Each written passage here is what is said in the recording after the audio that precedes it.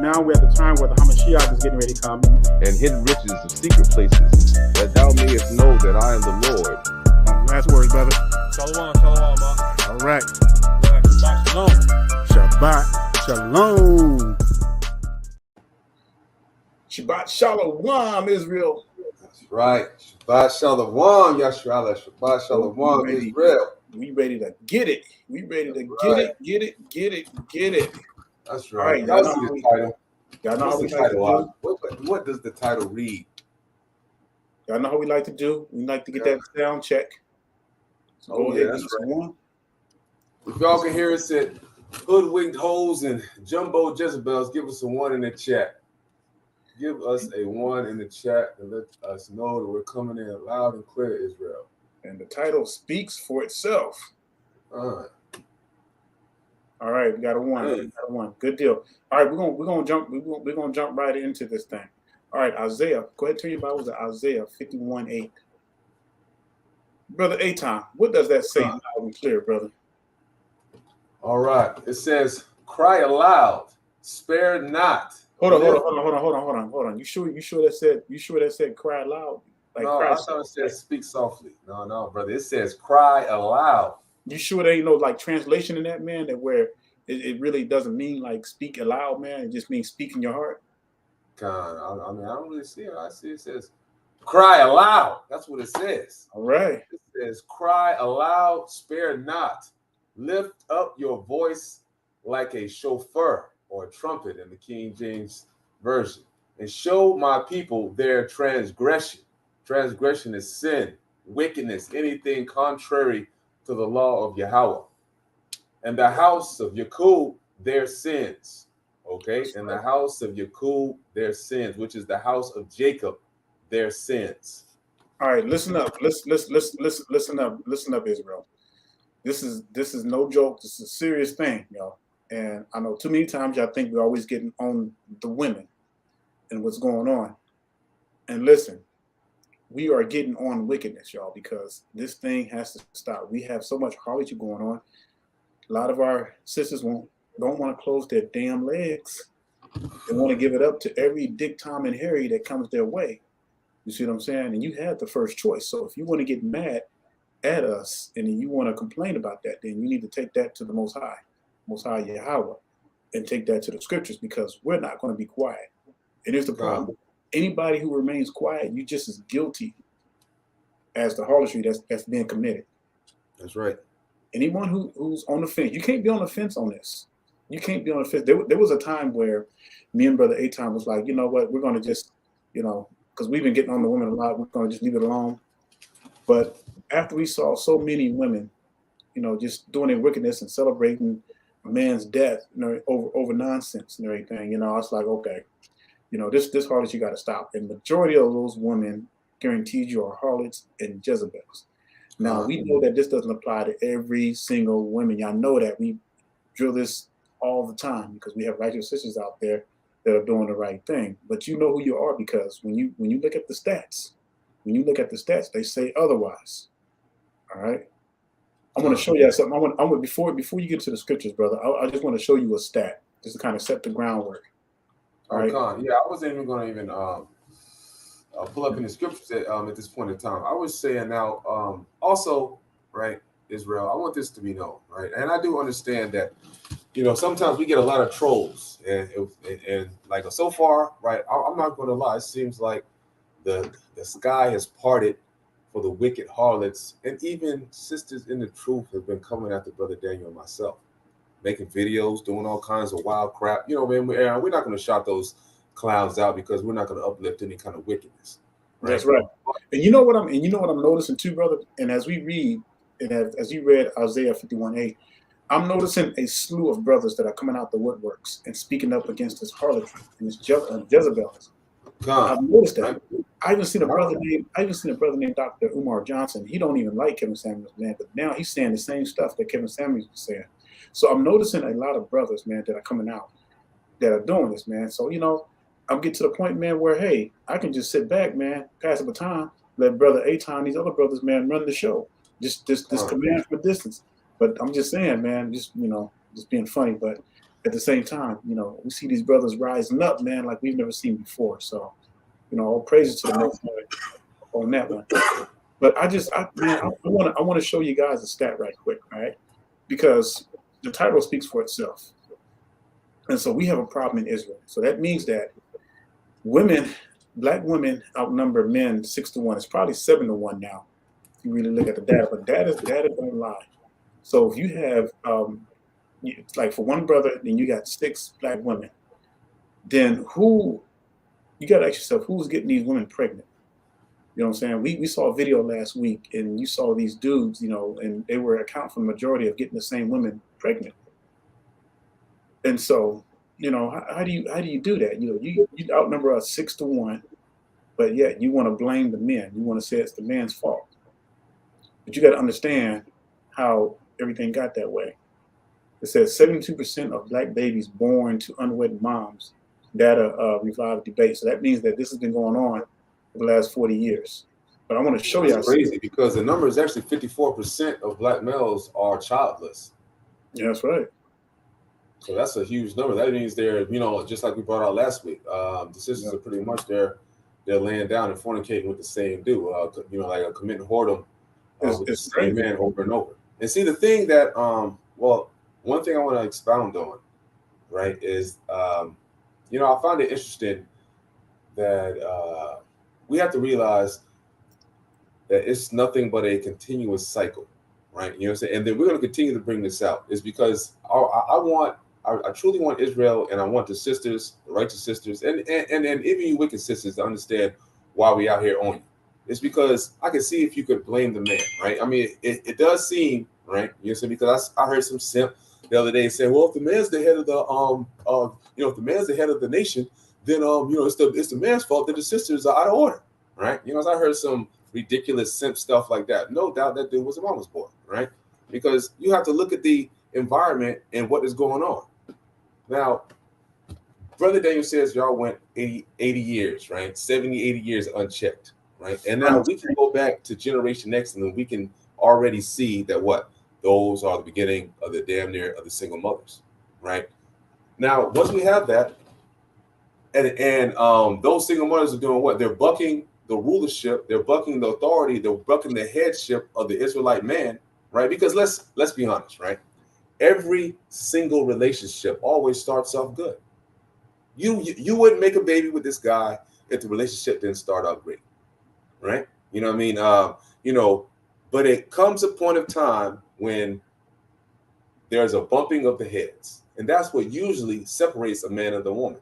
That should never happen if the authority role is recognized, especially through the eyes of the Most High.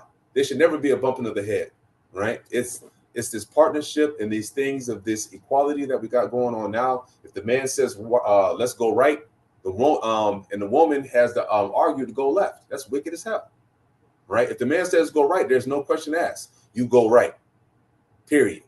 You know, even if you want to go left, there is a particular way that you do it, right? And you do it with grace and femininity and things that the scriptures describe as a Proverbs 31 woman, right?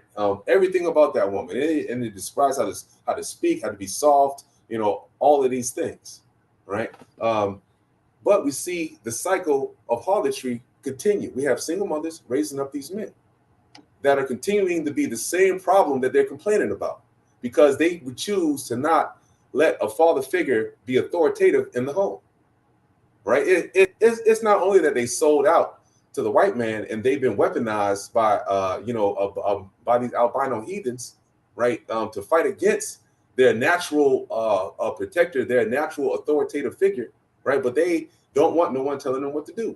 You know, they don't want anyone telling them, "Nah, I don't want you wearing that. No, you're not going out with with your homegirls tonight. Now I need you to do this right here." Nah, they don't want that. You know what I'm saying? They want to be unchecked and they want to do what the hell they want to do. And they have married the white man.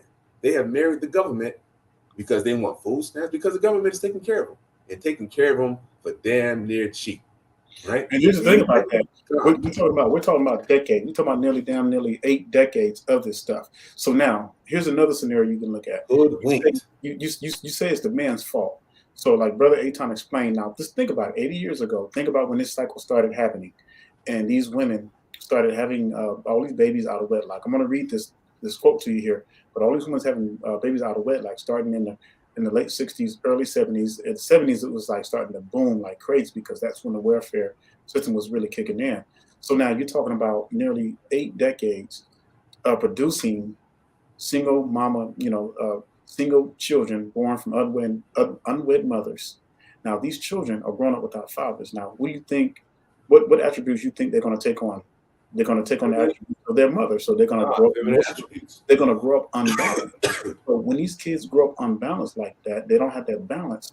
They can't operate or function like a true man unless they had some kind of manly guidance or something like that, or was raised by a stepfather or something, But 9 times out of 10, majority of the time, these boys are growing up, and as a result of this, you have gang violence. You have people going around doing drive-by shootings because these boys at one time growing up to be effeminate men don't know how to handle their problems. So now you're seeing on the news, you're seeing all these shootings, and granted, you may say that the government is involved with that and they're killing our people too. That's probably true.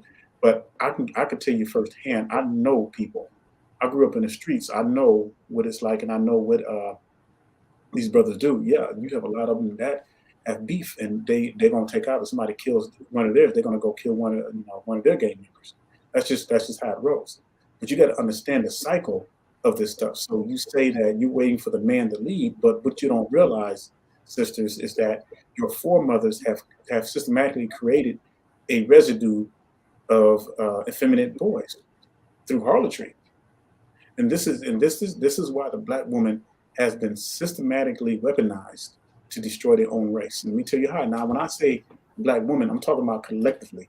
Now, we know that every single black woman, it doesn't fall under this category. But when I say that the black woman has been systematically weaponized to destroy her race, I'm talking about collectively. And you all know what that means. You know what I'm talking about. And you know that's the truth. Because as a whole, this is what our enemies, they have done. And they said, and they thought this thing through so perfectly. So they said that, okay, what we're going to do is they started with the liberation movement, because the white liberation movement started in the 60s.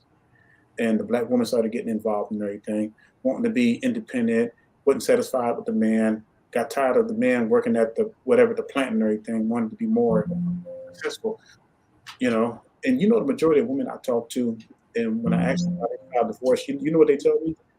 They tell me that the man wasn't outgoing. He wasn't what you call a go-getter. He was just satisfied with just making minimum wage or whatever, but he wasn't a go-getter. And so when you look at the stats, 9 times out of 10, the woman always files for divorce first because they feel like they're not happy. But see, that's that liberation mindset that's been passed down through your foremothers for decades and everything.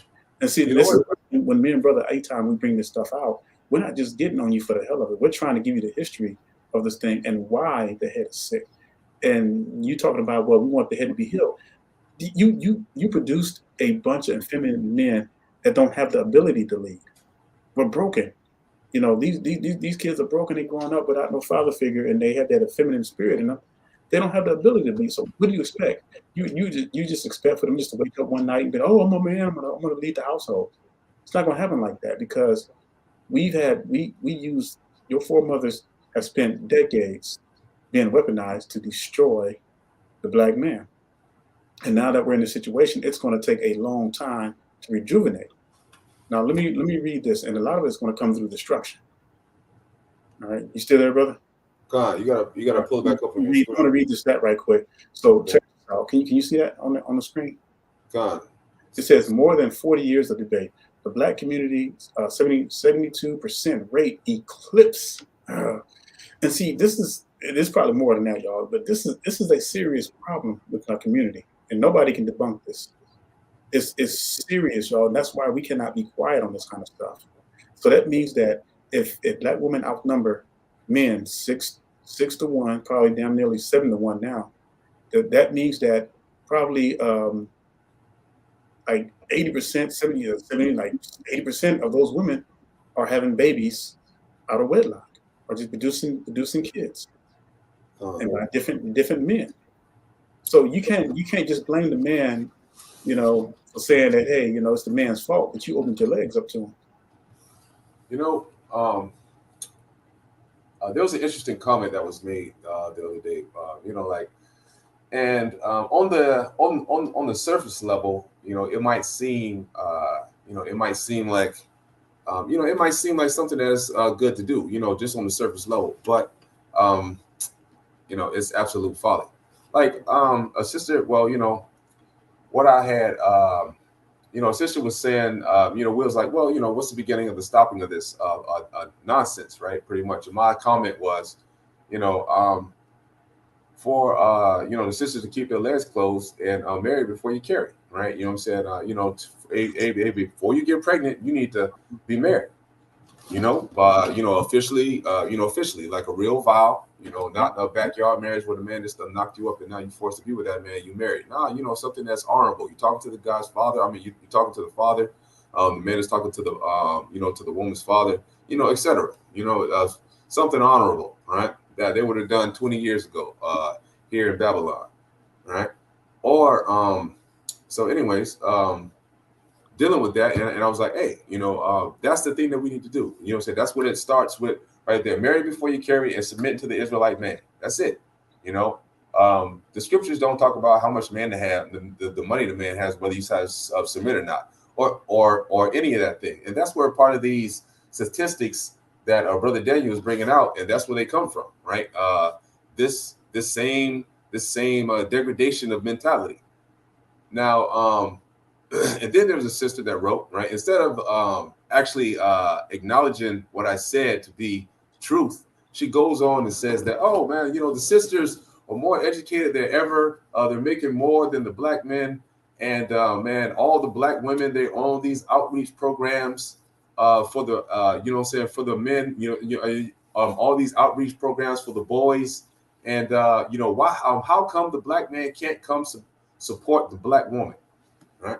Now on the surface level, that seems like something that that should be good, but is it? Hell no, right? Why is any brother going to come and help some single unmarried woman running an organization with her rules over our young men? That's wicked as hell. And it's very dangerous too, because then you get caught up in that stuff. Anything that's run, any kind of outreach programs or anything like that, needs to be owned by the men of Israel. So if you're a sister and that you saying that you own a outreach program, turn it over to a responsible brother that that can run it. Turn it over. It's not for you to run. Most likely, you're not married yourself. You're selling that wickedness. We're not interested in that. We don't want to. There is no partnerships with the, and that's the thing that we have to realize, right? Mm-hmm. It's no partnership. Yep. It's a it's a benevolent rulership that the brothers have over the women. We can't let you do whatever the hell you want. We're not helping you do your own damn thing. Doing your own damn thing is what's got us in the situation that we're in right now, right? And we have to say something about it, right? I mean, like I'm sad that it's come to the point that we actually have to, feel that it's necessary to go on a 7-year war campaign because the daughters of Israel can't keep their damn legs closed. They're laying down with the same dude. 54% of black men are unmarried and no kids and childless. That's crazy. And what's so bad? And what's so bad? That's the number. Yeah. And what's so bad that these same women, when they do have these kids out of wedlock and everything, they come into the truth. They still want to commit fornication. They still want to commit adultery because they think that the Most High is going to forgive them, and then they can just go on and keep on being a harlot. No, we cannot do that. We're going to show you in the scriptures. But let me just show you this stat right quick. I'm not going to read the whole thing, but it says the black community 72% rate eclipsed that of most other groups. 17% of Asians. The Asians is the lowest percent. Right, that's what I really wanted to bring out. If you look at the Asian community, they have a very strict rule because they don't even let their girls, like, they have to be a certain age before they can even get married. You know what I'm saying? They don't run out like that. We are the only race of people that have the highest rate of unwed babies. Why do you think that is, Israel? Is because the black woman has been systematically weaponized to destroy the black family. That's just the facts, y'all. We ain't being mean. We ain't saying that just to just to say it, but the stats prove our point. All right, I'm gonna show you something right quick. I want you to turn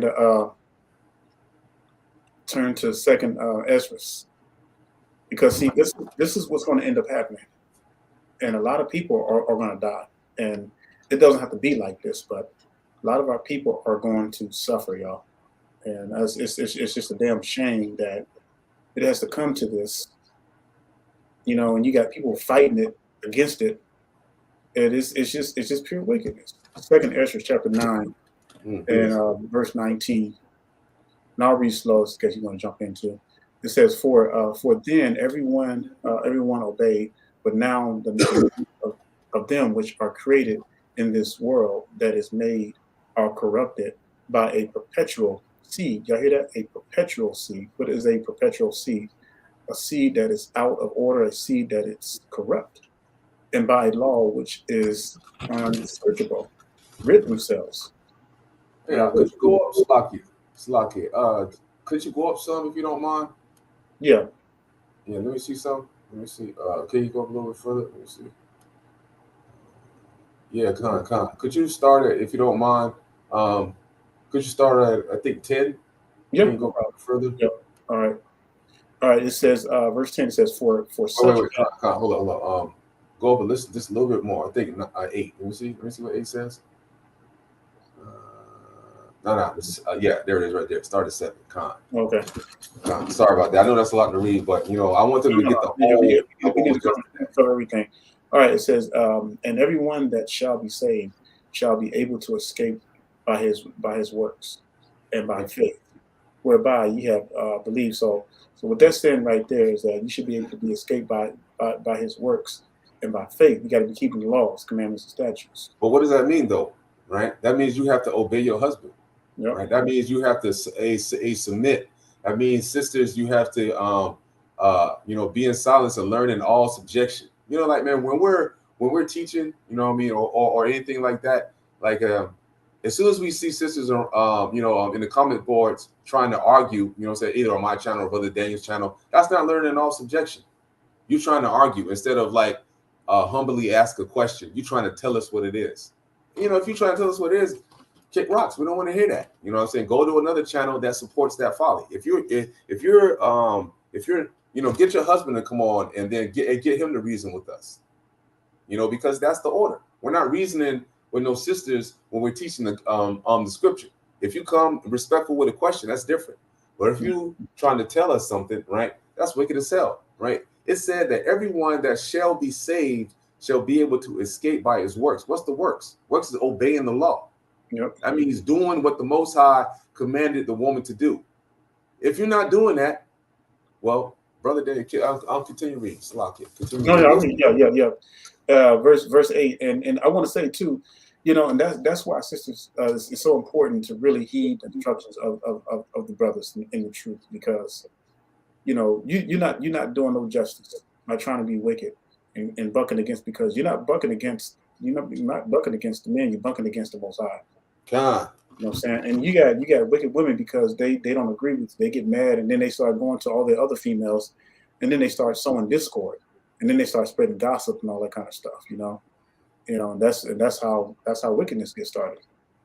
All right, verse 8: shall be preserved from the said perils, and shall see my salvation in my land, and within my borders, for I have sanctified them for me from the beginning.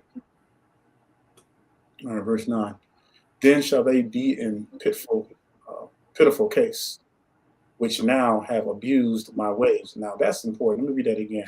Then shall they be in pitiful case, which now have abused my ways. So what happens when the order is broken? What happens when the women team up with the enemies and they follow the ways of the heathens? You know, everything's going to be out of order. Everything's going to be out of whack. And so hold that real quick. You know what I'm saying? Like, I want you to hold that verse real quick, because I really hold up. Yeah. Hold that verse real quick. I want to but go ahead and finish breaking down, because I want to show you something where it says that they be in a pitiful case which now have abused my ways, and they have cast them away despitefully, shall dwell in torments. Right? What does that mean, right, Brother Daniel? Could you please break that down? True. Look, y'all don't. I'll put it this way: you don't want to die in your wickedness. I'll leave it at that. Right.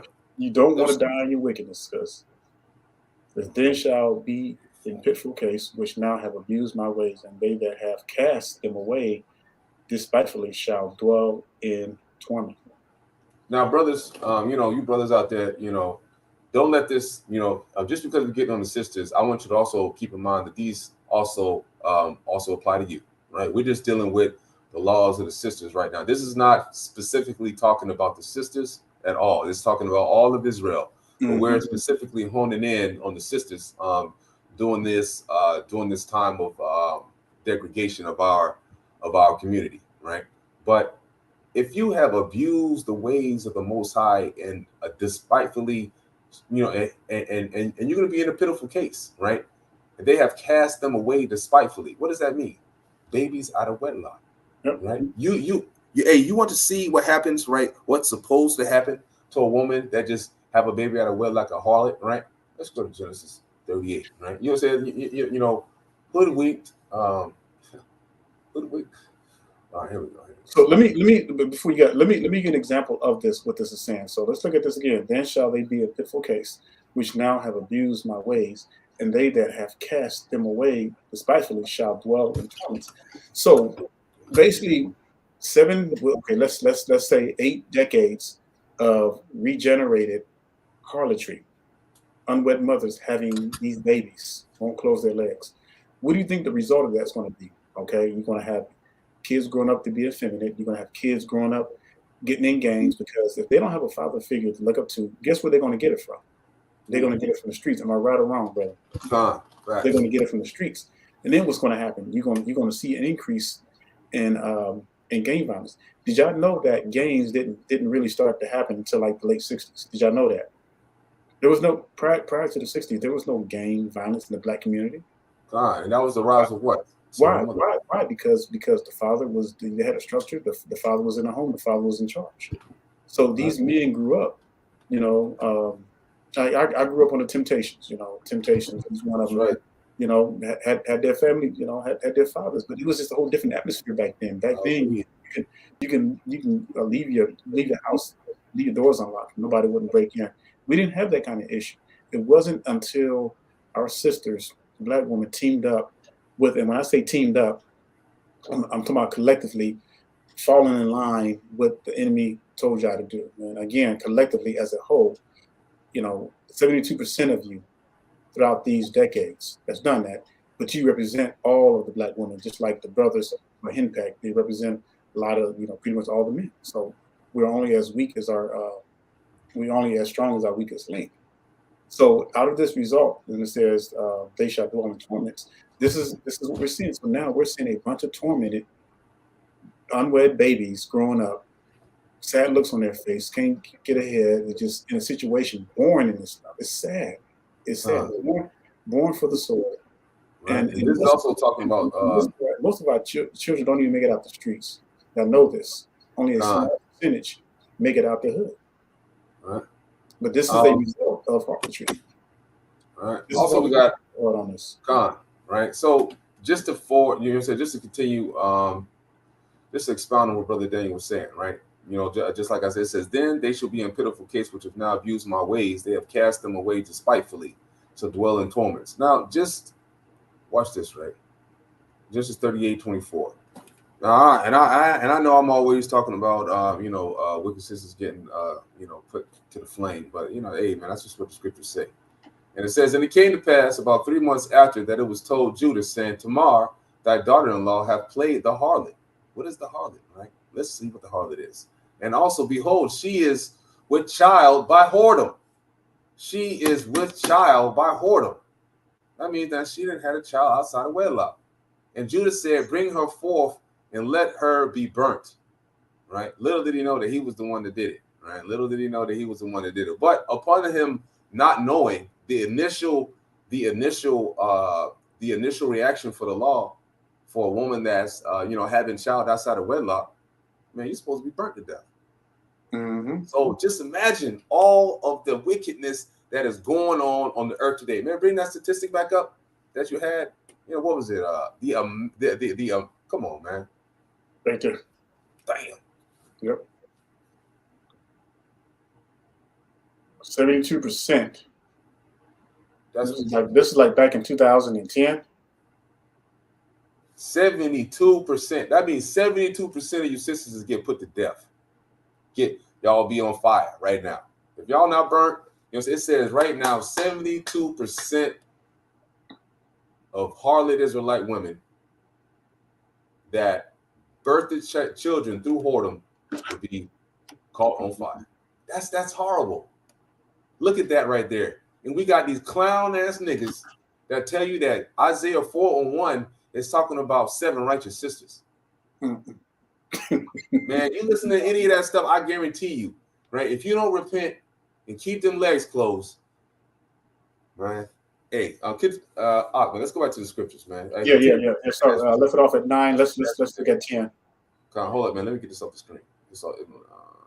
Hold on. Yeah. All right, move it. All right, there we go. Bring that out. Let me put this back up here. All right, let me read verse 9 again, and then we'll go to 10. It says, then shall they be in pitiful case, which now have abused my ways, and they that have cast them away despisefully shall dwell in torments. Verse 10, for such as in their life have received benefit, and have not known me. Who's that right there? That's the same sister that was talking about, the black women are smart. They're getting more money than the black men. That they're smarter and more educated. You're not more educated than us. Your ass is going to the school of your oppressor, giving them all that money, coming home with debt, and speaking, and you know what I'm saying, and expecting us to even be further down in the dump to help you pay for that crap. Brothers ain't selling. Brothers don't want that. Right. Down for that. Such as in their life have received benefits, welfare, government assistance, favor of the court system, and have not known me. You have received benefits. The what is this? Black girl magic, right? We have all kinds of stuff that y'all are receiving benefits and ain't had known a lick of the Most High. As a group, as a collective, y'all have put up a defense against y'all natural authoritative figure, which is the Israelite man. That's right. All for the benefits from the white man. That's wicked as hell, man. All from the benefits of these so-called damn heathen, man. And the end result of this is 72% of us, of our women. This is and like I said, that article was 2010. All right, verse 11. And they that have loathed my law. What does it say? Loathed my law. They have loathed my law. Loathed my law. Y'all know what that means. That means that means to obliterate it. To even not consider it even. Y'all hate the Most High's law because he told y'all to submit and to be submissive to the Israelite man. Y'all loathe that. Y'all hate that, right? Y'all hate that the Most High says that. And see, and brothers, you got to be careful too. And like, if you come across, I'm talking to you, your young single brothers that are coming in this faith, and if you're looking for a righteous sister, I'm gonna tell you something.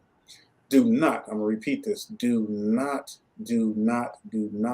mess with any woman. I don't care how much you say she loves the law. She has kids. She's uncovered. Do not touch her, even if she's laid up with different men in her life and she doesn't have any kids and she's laid up with like 50 or 20 dudes in her lifetime. Do not touch that.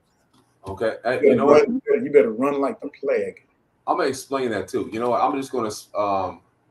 I have a lesson I'm gonna put out. It's gonna be called a woman's worth. But I'm gonna give you a small, just a small tidbit of that. Exactly what Brother Daniel was talking about. Why it's so important for you sisters not to lay with anyone, and you brothers for you not to get with no sister that's had a lot of bodies. Yeah, I'm just going to show you one small part. Hey, but brother, go ahead. Let's finish this scripture out before we get there. Yeah. And and they have loathed my law while they had yet liberty, and when as yet place of repentance was open unto them, understood not, but despised it. All right. Verse 12. The same must know it after death by pain. All right. Some suffering right there. Sure. So that means that Look, a lot of our people are dying and having pain, and they going to that spirit world. They're going to suffer. That's right. Hey, you can go ahead and skip down to the other one right now if you want Yeah. to, because it just gets And worse after that. see verse 13. I'll go ahead and You read can it. skip down to where you had started at before. No, let me read this real quick. Okay, come. It says, and therefore thou not curious how the ungodly shall be punished and when, but inquire how the righteous shall be saved, whose the world is, and for whom the world is created. See this, and this is powerful, y'all, because this world was created for us, but we screwed it up, we messed it up. Let me go back down to verse 19. It says, for then everyone obeyed, but now the manners of them which are created in this world that is made are corrupt by perpetual seed, by law which is unsearchable, rid themselves. So I considered the world, and behold, there was a quarrel because of the device that were come into it. And we talked about those devices teaming up with the enemy, being, our women being weaponized. And I saw and spared it greatly, and have kept me a grape of the cluster. And that's when you look at this right here, a grape of a cluster. That's like a grape of a cluster. So let's say you got like 1,000 clusters of grapes, and you only have one grape out of that cluster. That's just how innumerable the bloodbath is going to be. And that's ridiculous, man. They know what a cluster is, right? I know y'all, like when y'all go to the grocery store and y'all see a cluster of grapes together, all of them on the same vines, a whole bunch of them packed together on one. The Lord said, out of all that right there, He's gonna pluck off one grape, and that's the one. That's the grape He's gonna pick. That's scary, y'all. Now here's the part. Here's the part where we see the residue of harlotry, because why these unwed mothers cannot even gain root because they're being destroyed like no other. Let the multitude perish. Let the multitude perish then, which was born in vain. It was born in what? Let the multitude. What is a multitude? A multitude is a big, large body of people. It says, let the multitude perish then, which was born in vain. What does it mean to be born in vain?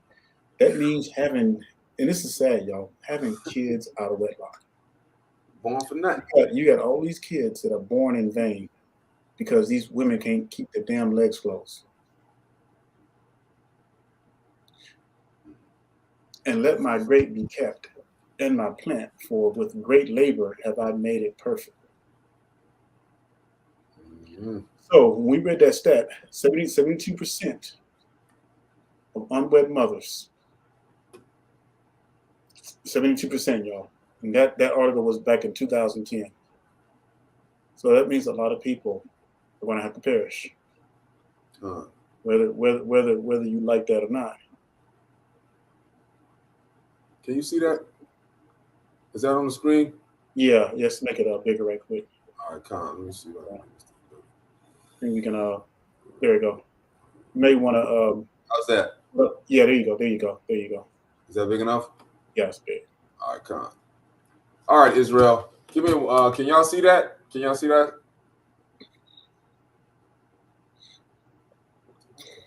Israel, can y'all see that right there? Yeah, I can see it. All right, all right, check it out, right? Now, you know what? No, let me hey, I'll take that thing off of full screen real quick and put me back on there. Let me see. Okay. Yeah, let me I wanna pull up Deuteronomy. Let me see. I want to pull that scripture up. I want to pull up But while he's pulling it up, and brothers, like I said, this is hard because the pickings are very slim, especially in the United States. I can't speak for the countries where our people are scattered to, but it's so important, brothers, that you do not mess with any woman who got kids, and any women who has a high body count. That means laid up with other men, because once that virginity is gone, it's gone. And so, and you single women that got kids, your only choice, and if you got kids by the same man and you're not married, your only choice of getting married is to get with and marry the brother you had the children by.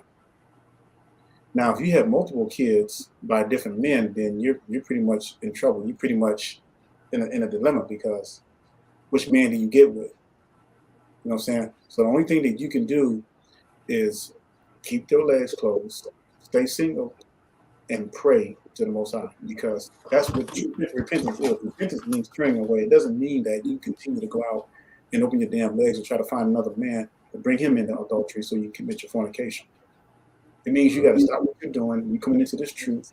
You have your kids, all right? What's done is done. You can't change the past, but you can go forward as far as repenting and not allowing yourself to go forward with it. So you got to stay single if you got kids. You're unmarried, unless you're getting with the children of your father. If all the kids are by the same man, that's your only option. That is your only option. You got it, brother. You ready? Yeah, Khan. Right. I just want to, like, this is something small. I want your sisters to understand. Right. This is dealing with your worth. All right. It's dealing with what happens really when you have sex with a man. Okay. We're gonna start at 23. It says, if a damsel that is a virgin be betrothed unto a husband, and a man findeth her in the city and lie with her, that means a guy that's not her husband. And this is like either you're engaged or you're already married, right? Then ye shall bring them both out into the gate that is of the city, and ye shall stone them with stones that they die. The damsel, because she cried not, being in the city, right? It means that, she just, let the man, she agreed to become an adulteress, right? And the man, because he's an adulterer, right? He got put to death too, because he have humbled his neighbor's wife, right? Now, I want to concentrate on the word humble, right? Because when you go throughout the scriptures, and it says whenever we have, sex or whatever, right? The man is humbling the woman, right? The woman has been humbled. So I want you sisters out there to think about how many times you've been humbled by a man, okay? This is the. I'm sorry, this is uncomfortable, because this is going to be a tough one, right? Hey, brother, repeat that last part again, because I think they really need to see the gravity of this. If you don't mind, if you repeat that last part again, you just said. Oh, Khan. It says, then you shall bring them both out into the gate, into the city, and you shall stone them with stones that they die. The damsel, because she cried not, being in the city, and the man, because he hath humbled his neighbor's wife. So thou shalt put away evil from among you. All right. Now, I want to go to the Strong's definition, or we can go really to any definition of the word humble, right? Because I want you guys to see something. Can we put that back in the There you go. All right, Khan, thank you. You might want to roll up a little bit. All right. It says to humble oneself, to bow down, to be afflicted, to be humbled, right? Now, let's just keep it 100, right? I'm not being explicit or anything like that, but the act of sex alone is the total domination of a brother over you, right? A woman is totally dominated right there. I mean, like 100%, she has been humbled, right? What does that do when you have been humbled? That lowers your value. That lowers your value off the top, because it says, even in the scriptures, I'll show you a scripture where even when we were taking heathens back in the day, and then in the day of war, right? You would take a heathen woman if you didn't want her, whatever, after you laid with her, you couldn't make merchandise of her or anything after you slept with her, because you've humbled her. You've taken away her value. She's essentially worthless, right? Just into that man, you know what I'm saying? Like, her only worth is to the man that humbled her. That's it. So right? in other words, brother, what you're saying, according to what you just read in the scriptures, and according to what we're saying in the Strong's Concordance. So sisters, that means that whenever that time period you broke your virginity, all right, where however old you were, or whatever, whether you were 19, 20, 21. When you think about the first time you broke your virginity with a man, not being married, that is the first time you've been humble. Now, I want you to look at it. I want you to really see the gravity of this now. So let's say you sisters out there, I'm not saying you particular sisters in the comment box, I'm just making a general statement. let's say you had prior to that, you had about you slept with another 10 dudes in your lifetime in the next, whatever 10 years after you broke your first virginity. So just think how many times you've been humbled like that. It's like it's something about it, because when you penetrate and that man's seed goes into you, that's right then and there. That should be your husband the first time. But we have a lot of women who are constantly going through different men and sleeping with different men. You have a lot of single women who don't have kids, but they're sleeping with men, fornicating with men and everything. Right. And it's just straight up facts, y'all, because you got to realize this. So when you're being humble like that, many times over, I can't even go into details like this to explain how vital this is, and how vital that y'all need to understand this. Right. Because Let me finish going through this definition as well. Right. And all right, doing the strong. On the primitive root, rather identical with H6030, through the idea of looking down or browbeating. Right. You have literally debased yourself for a man. That's it. There is no. Like once you have done that, right, and if these brothers truly think about what what sisters have allowed another man to do on their own, on their own decision making, right? They're letting another man do that. Why would you want that? Like, why would you want to go in behind another dude? You know what I'm saying? You know how wicked that is, and how okay. It says to depress, literally, figuratively, transitive or intransitive, or intransitive, right? Abase, self-afflict, answer, chasten thyself, deal hardly with, to defile, right? Because after you lay with, it says you have been defiled by that man. That's your man. If you be with someone else, that is a ultra defilement, right? Exercise, force, gentleness, humble, hurt, ravished, sing, right? By mistake, submit self, or to weaken, right? Because you're weakening yourself for that man by letting that man to totally dominate you. You know what I'm saying? In order to allow that man to totally dominate you like that, right? Mm-hmm. That's just the facts of the matter, right? Y'all act like sex is something like y'all are empowered. You are not empowered by sex. You are not. You know what I'm saying? You are, by the time you are joining yourself to a man, that's what you're doing. Yeah. You allow that man to humble you down to a point where he has total domination over you. That's it. For you to continue letting more and more dudes do the same thing, do you not see how low in value that you have become? Like, does it not make sense to you? And then just imagine having kids from other niggas. Can you take over for a second? You gotta understand that, y'all, to agree with that. And that's what the scriptures is saying. So because so many of our people have gotten away from Torah, they don't understand Torah. But yet a lot of you sisters say you love Torah, and you have no idea what the Torah is really talking about. Because again, like brother said earlier, if I'm gonna tell you something, and if stoning was still in play today, many of our people will be in trouble. Many of our people will be in trouble because you would get stoned by the law for harlotry. And there's so much harlotry in our community. It's rampant, y'all. 72%. Y'all can't. I want anybody, like, if anybody can come and rebuttal this, if anybody can come in here and prove that other races are having more babies out of wedlock than black people, I want to know which race that is, because there is no other race of people out there. Matter of fact, you know what? If y'all really understand, if there's any other race that y'all know of that's having more babies out of wedlock than black people, let me hear you put it in the chat box. I want to see, because I've researched it. I've researched the stats. I spent years researching stats. There is no other race of people that are having babies out of wedlock like the black women.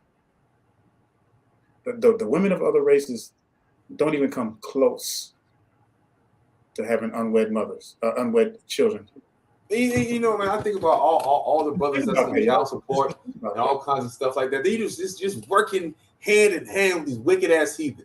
You know, you putting the brothers on child support, man, you don't even get all that money. You know, the white man got to get his cut out of it too. Yeah. You see what I'm saying? The system is designed for y'all to become weaponized against the head of Israel, right? The head of Israel is the man. And The see, head of this Israel is is this the is man. this is Y'all don't this give a is damn. this is what they've done, because the black woman is the prize. That is the prize. The black woman is the prize, and our enemies knew that. So they took the prize, they weaponized the prize, and turned her against the black family, y'all. This is serious. This is so serious. You know, I don't understand how people don't even understand what's going on here. I don't understand how people don't even see the visualization that's happening with our sisters. Yes, you have been, as a collective whole, you have been weaponized. Black women, you have been weaponized by our enemies, and we've allowed it to happen. I mean, how many times we're gonna have to keep saying this? This is some tough love, y'all, but we gotta say it. We can't be quiet about this stuff, because the stats don't lie. We're not out here being mean to you. We're not yelling at you or anything. We're just showing you scriptures. We're showing you scriptures. We're showing you stats, and we're just telling you what you need to do. All right. All right. I'm gonna get I Hey, got you want to answer this question right quick? The sister had a question. what is that? I'll pull it up right quick. Okay, okay, what if the woman who has kids with a man not married, but then he gets married to another woman? I know and understand. Should she remain celibate? C, yes, she should remain celibate. Or I mean, like technically that's your husband. I mean, like you can ask you can see if the other woman is okay with you. You know, I mean, that's technically. And the man can have multiple wives. That's in the Torah. He can have multiple wives. So if y'all can work out some kind of situation, y'all got to sit down together with the woman that he's married with, and y'all need to have a conversation about it. You know, if it's not in the law, then you know, you can just pray for him or something like that. Is this you know, if this is your situation, you know, if these things are not your situation, and you're asking for another sister, you know, I advise you not to go off your own mind. Direct them to Brother Daniel or myself or any other elder man to work with that kind of situation. Okay. Yeah. And sisters, especially you seasoned sisters, please talk to your younger sisters. Talk to your younger siblings. And when I say siblings, I'm talking about your sisters. Mashiach, talk to your sisters, especially these younger ones. You know, grab them by the hand. Like, tell them how important it is to know their worth. Encourage you sisters. Stop going out there and just letting every Dick, Tom, and Harry just get a piece of them. You know, that society has taught our people that stuff is cool and it's good to society and everything. And you see that stuff spreading around social media. And our people want to get caught up in that stuff. And but if you don't mind, I wanted to go to Ecclesiasticus right quick, 23, because for the brothers that are out there that are looking for sisters, righteous sisters, I'm just going to be honest with you. It's going to be difficult. Now there are virgins out there. You're gonna have to really pray. You're gonna have to really pray, brothers, and ask the Most High, you know, to really show you. You're gonna have to. That means you're gonna have to abstain. You're gonna have to wait. And see, that's the problem. A lot of our people don't like to abstain, and especially the women. You know, I've heard people say, well, you know, men's sexual organs are more active than women, but in most cases, it's women who are more sexually active because of their hormones and everything, because of a certain time clock that they have. You know, they have to get it in. They have to get it in before their egg stops working. So a lot of times you have our sisters who are extremely hot in the pants. You know, they gotta have it. I'm just being honest with you. I'm just putting it out there because they have a time clock. They only got so many years to get it in before that time clock stops, where they can't. Let me clear this up right quick, right? Hey, so it's okay to be in a relationship with a man if he's in a relationship with another woman. Nothing, no hiding it. You know what I'm saying? Everything has to be upfront and in the open, in the eyes of the scriptures, and using what the hell, there's no secret relationships or nothing like that. That's wicked as hell, and that's fornication. No, it's not like that. We need everything's out in the open. We know the law, things of that nature, right? If you haven't had a child with this man, y'all need to make some kind of marriage contract. Hey, put that back up there, man. I want to make sure I understand what you're saying. So explain it. So it says, so it's okay. So is it okay to be in a relationship with a man if he's in a relationship with another woman? I don't know what she is.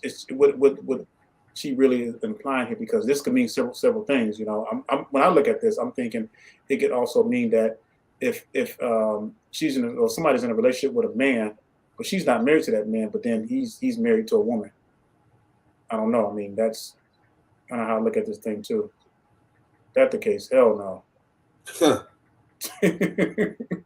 So I don't quite understand. That's why I wanted to ask if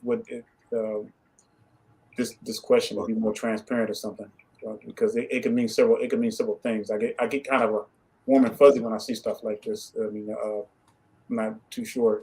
Yeah, Con, because man, we don't want, you know what I'm saying, we're not promoting no kind of wickedness here. Everything is up front in the law. You know what I'm saying? If you feel like you got to hide something or doing something like that, you know, you already know what time it is. You ain't doing what's right. If everybody don't know what the hell's going on and everybody's not cool with it, hey man, we know what time it is. You know what I mean? You know, through the law, right? You know what I'm saying? Con, yep, consensual through the law. That's right. You know what I'm saying? That is legal. So bottom line, look, sisters, you know, and we can't make any excuses to continue wickedness, because that's far over. We're so far down the rabbit hole, and the more we continue to dig ourselves, the harder it's going to be to get out and everything. So let's look at Ecclesiastes 23. I want to share something, because this is important. The reason why, brothers, you don't need to be touching these sisters with kids, and sisters who are single but has had a high body count, just like the brother was reading about being humble, because you know, after going through all those dicks and everything, you know, it's a wrap. It's just a wrap. Let's just keep it real, and let's just be honest with one another. All right, Ecclesiastes chapter 23, and starting with verse 22. Thus shall it go also with the wife that leaveth her husband. All right, so stats prove that majority of the times women are the ones who, black women, and we're talking about black women.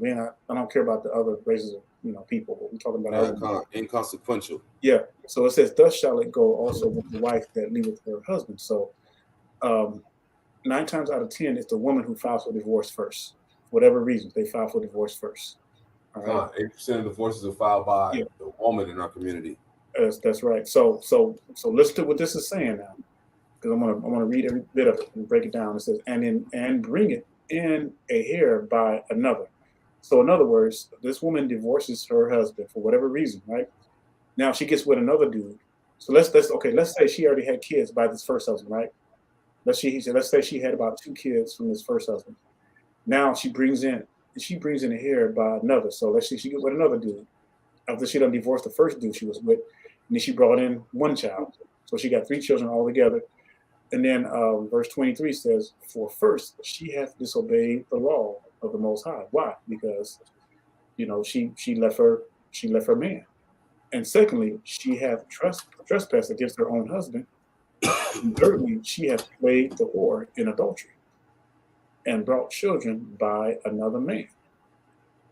See, I think last week Brother Aton brought out some scriptures in 1 Corinthians, that if you're being abused, because I know the question is going to come up, if you're being abused by your husband and whatever, you know, y'all can remain separated. You just can't divorce. That's such an old wives' tale. But let's just be honest, right? Most of you sisters get abused because you don't know how to control your damn mouth. I'm just being real, right? Yep. I'm being 100% real. All the brothers I talk to, right? It's even a stigma of the nation that y'all don't know how to control your mouth. Me and Brother Daniel, there's like a low-level threat of violence between all brothers. Right? I just can't go over there and talk to Daniel any old kind of way and call him any old kind of names or say anything out my mouth, because I know, hey, it's time to go hard. Be a Daniel, be hard, be a valley, be rolling around and moving furniture and shit, because, you know what I'm saying, if one of us disrespected the other, that's how it is. That's how men understand the realities, and, it's no guesswork. Hey, if a man told me to suck his D or something like that, I'm gonna beat his ass immediately. You understand? Because I don't play those type of games. You know what I'm saying? I don't expect nobody to play them type of games with me. If a grown man tries to, you know what I'm saying, if he called me a B word, you know what I'm saying? Hey, man, I'm gonna beat that nigga ass immediately. Heathen, whatever. It does not matter. You know what I mean? It's going down. I don't play that, right? The same thing now. If you sisters, like, what you got to understand is, right, when you sisters out there running your mouth and you call your man all kinds of names, what do you think's that usually, right? His automatic response normally is to go into whoop ass mode, right? Y'all are just y'all just walking on thin ice constantly. You know what I'm saying? Doing that stuff instead of respect. Hey, did you see how Sarah, she had called him Lord? That was the level of respect and reverence. You know what I'm saying? The scriptures say that the women are supposed to reverence their husband. Matter of fact, you don't see that. You don't see that these days. It's totally the opposite. It is totally the opposite. That's a hell of and you know, and this, see, and it goes back. It goes back to this whole weaponizing thing with the whole liberation movement, because the woman has become bold now. The woman, and she has that notion in her head. Oh, I'm the breadwinner now. I'm doing this and that. I mean, it's like Brother Aton mentioned about some women talking about, you know, women doing this program, stuff like that. You got a bunch of single, out of wet, like women out there, harlots out there. I wouldn't want to be involved with that mess. You know, I'm very particular about that stuff. All right, let me finish reading this verse 24. It says, let me read 23 again. It says, for she had disobeyed the law of the Most High, and secondly, she had trespassed against her own husband, and thirdly, she had played the whore in adultery, and brought children by another man. That's crazy, y'all. And this is not even talking about see, women these days now, they're having children by multiple dudes, not even married. That's even worse. Verse 24, she shall be brought out into the congregation, and inquisition shall be made of her children. So that means the elders will get together. It says her children, verse 25, her children shall not take root. Y'all know what that means, right? That means that they're gonna be cut off. They're gonna end up being destroyed. They're not gonna make it. It's that serious. And her branches shall bring forth no fruit. So, example, mama boys and these gang members and all of this result. Now we got all these brothers shooting at one another because they are a result of harlotry, residue of harlots, the remnants of harlots decades ago. Verse 26: she shall leave her memory to be cursed. Now, and her reproach shall not be blotted out. So that means the reproach means her wickedness. And it talks about that again in Isaiah 4:1. And her reproach shall not be blotted out. That's serious, y'all. And they that remain shall know that there is nothing better than the fear of the Lord, and that there is nothing sweeter than to take heed unto the commandments of the Lord. It's a serious, y'all. But yet, so many of our people women don't, but they don't want to obey this. So that's why brothers do not touch these women. They've done it. They've damaged themselves already. Once they break that virginity, that's pretty much a wrap. They've been humbled. And then you get with a woman who's been humbled like 30 times over in her lifetime. And that's the problem. See, because a lot of you sisters get mad because you say that there's no good black men out there, especially your older sisters, like between the ages of 35 and 45. You be the main ones complaining, I can't find no good man. It's because you gave your best years to some dude who didn't deserve it. And now that you're all bucked and bored and dicked out and everything, you know, you want somebody to sweep you off your feet. It's not that easy. You know, it's like what Kevin Samuels would say. You only get the second shift at the plant. You know, you're not gonna. No man is gonna want that. Why would a man have to swoop you up and raise some Negroes that he didn't have? You know what the nature, and that's why I love nature, because nature ain't no joke. You know what a lion would do if he came across a lioness that had cubs, and if those cubs wasn't his, he'd kill those cubs. You can look that stuff up. You can see videos on it. He would kill those cubs because they're not his offspring. Just imagine if the brothers did that stuff, we all be locked up, boy. You see what I'm saying? But I'm just telling you just the facts of nature and everything. Why would any man want to pick up, want to marry a woman in the faith, so-called, they claim to be in the faith, with children already, that she done had by another nigga and hadn't even married. That's wicked. That is wickedness on the highest level. And I ain't gonna, and I've talked to a lot of brothers who were almost in that situation. I had to pull them out. Like, look, do not do that. Do not. Well, she says she's in the Torah. She's lying to your ass. She's just saying that because she wants to get she wants a man to take her up because ain't no other man gonna take her. Right. Okay. Let me bring this up. Right. There's all the time we always see our people arguing. Right. Especially you see those cases where the baby mama and the baby daddy, they always argue. Baby mama acting a complete damn fool. Against baby. King is doing all kinds of crazy stuff, whatever, mad for whatever reason. Right. Not realizing that because she has joined herself with him, right, and the two have become one, right? For this cause shall a man leave his father and mother, and the two be joined unto his wife, and they two shall become one flesh. What is the one flesh? How can two become one flesh? That's when you have a child. Okay, that is what ultimately bonds you to a person, is when you have a child with that person. Y'all two have become one flesh. It's not that hard to understand. Okay. It says, nevertheless, let every one of you in particular so love his wife, even as himself, and the wife see that she reverence her husband. So you see these women out here and they acting out of pocket, right? They wild and they don't have no couth, no kind of manners, and they doing all kinds of stuff to the man, right? To their husband. Let's see what reverence. Let's go ahead and look this up, right? G5339.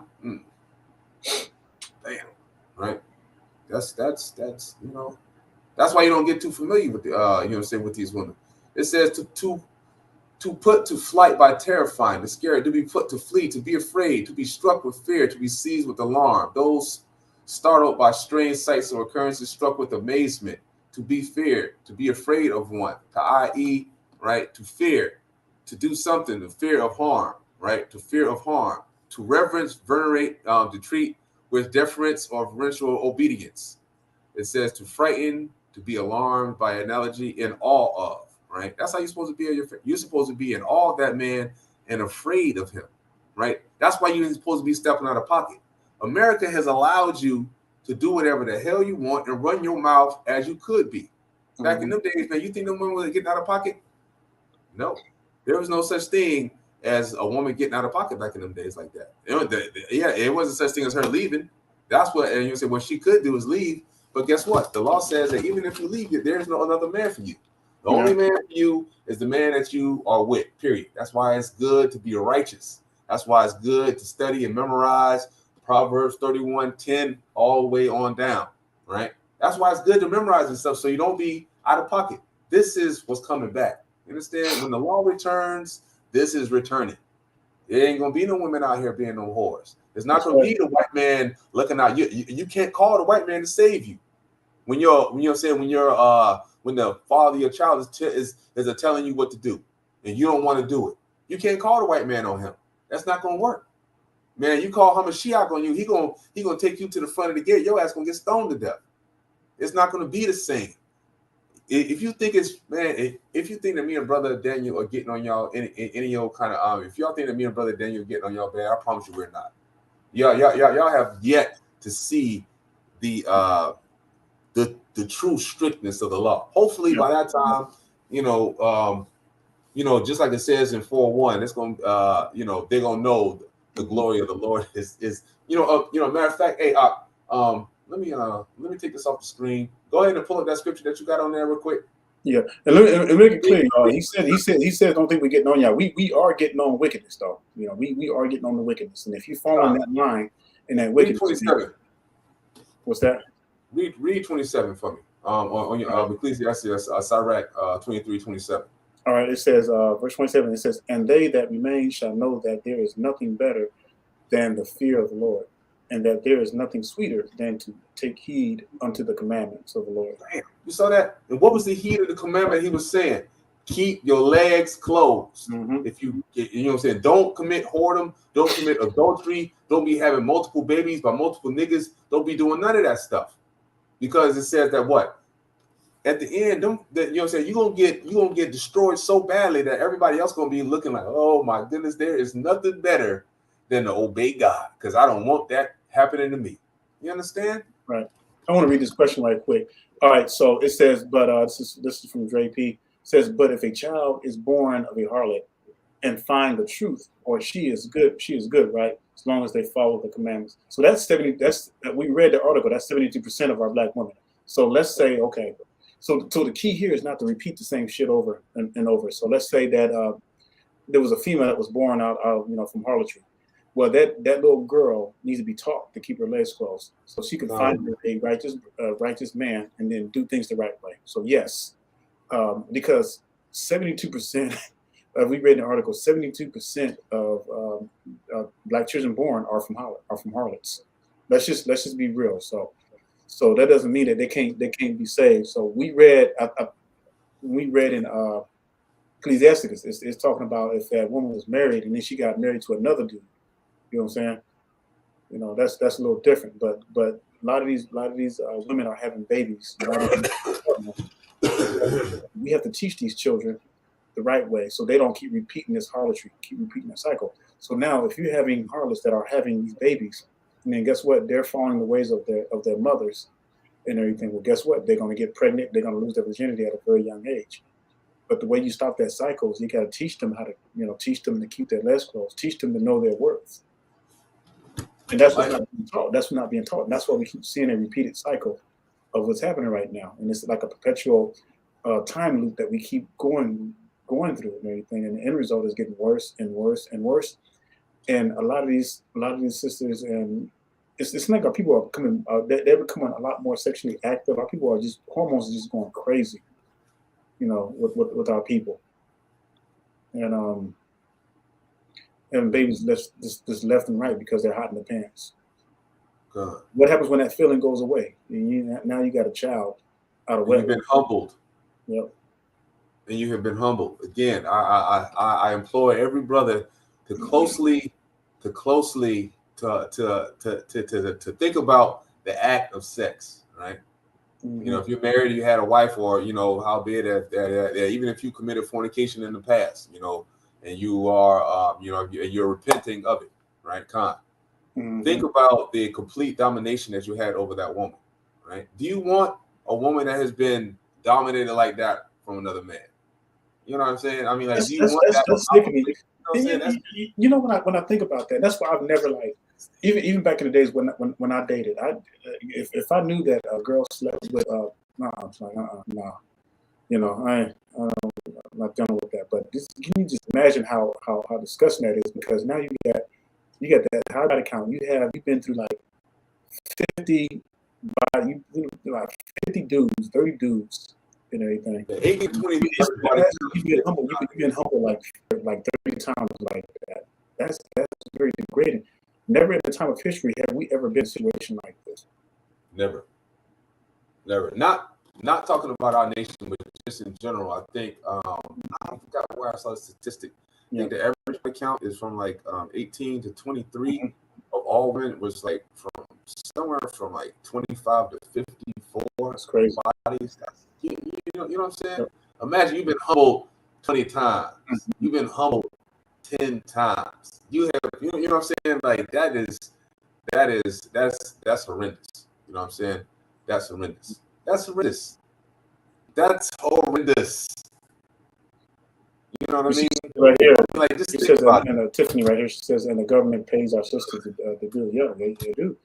I gotta do some more research on it, but I know sexualization of our women in the music videos makes some of our men look at our sisters differently. Hey, brother, I will agree with that, but at the same time, right? At the same time, even though true, we like at the end it says we have to work out our own salvation, right? Through fear and trembling. That means that every single sister that decide to get in one of them damn videos and shake her ass, right, for the heathens and the other brothers and sisters out there, that's on them. Yeah. You see what I'm Who's saying? that? Like, Who's that? Who's you that? know better than that. You know, that- every sister that's born to a halfway damn decent household, right, knows better than to be shaking your ass outside. Well, I don't know about nowadays. Nowadays they're trying to promote even to the little children. You know, they got little Who's children that? out there. Who's that one woman, man? That one girl. She kind of made her show business through harlotry, man. She was like a prostitute. She had came on Kevin Samuel. She was a pretty famous singer or something like that. What was that girl's name? She came on a Kevin Samuel show one time. Oh, dang. I can't remember. I know, man. Some kind of she like real weird. This is like a real weird chick. I don't know if she even Israel. I know she be trying to. Is she Israel? Hold on, let me see. I don't know. I think she might be mixed or something like that. I can't think of her name and everything. She's like I think a rapper or something like that. I ain't talking about Little Kim. I'm talking about the other girl. But anyway, the point that I want to make, Nicki Minaj. yeah, Nicki Minaj. The point that I wanted to make is that she became iconic for a lot of these women, you know, and it's like it's putting out more harlotry out there and everything because women see that stuff, especially kids see that stuff. They grow up thinking that's cute and everything because we don't think, man, like we're so far from the law, man. It's not even funny, you know. And these women, they don't think nothing about it. These brothers out there fornicating, they don't think nothing about it. You know, they just do it. So, you know, this is what this is what our generation is looking up to. So we're talking about decades of this repeated loop. It's happening. Each decade it gets worse and worse.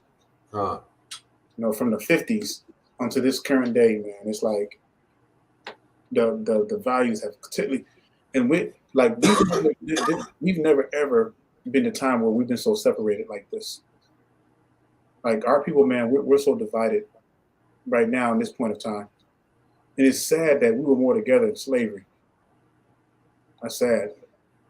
Getting our asses beat, but we were together in slavery. All right, Israel, I want to bring out a new scripture. All right, let's go to Deuteronomy 32:15. All right. Cool. Now, and make it bigger so you can. Everybody can see. God. Deuteronomy 32, verse 15. It says, "But Jeshurun," right? Who is Jeshurun? Right, Jeshurun is Israel. Y'all don't know what this is. This is a like a poetic name that was used for to call us, right? Jeshurun, which is Israel, waxed fat. Right now, you know, right, we're dealing with a overweight problem, right? You know, true. You know, so as a whole, really, as you know, pretty much everybody in America is down there overweight. But in our nation, right, dealing with our women weigh more than the man, average 189 pounds, which is a damn shame, right?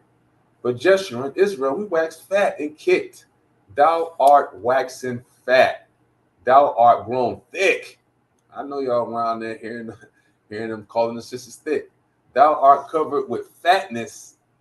Then he forsook God which made him, and lightly esteemed the rock of his salvation.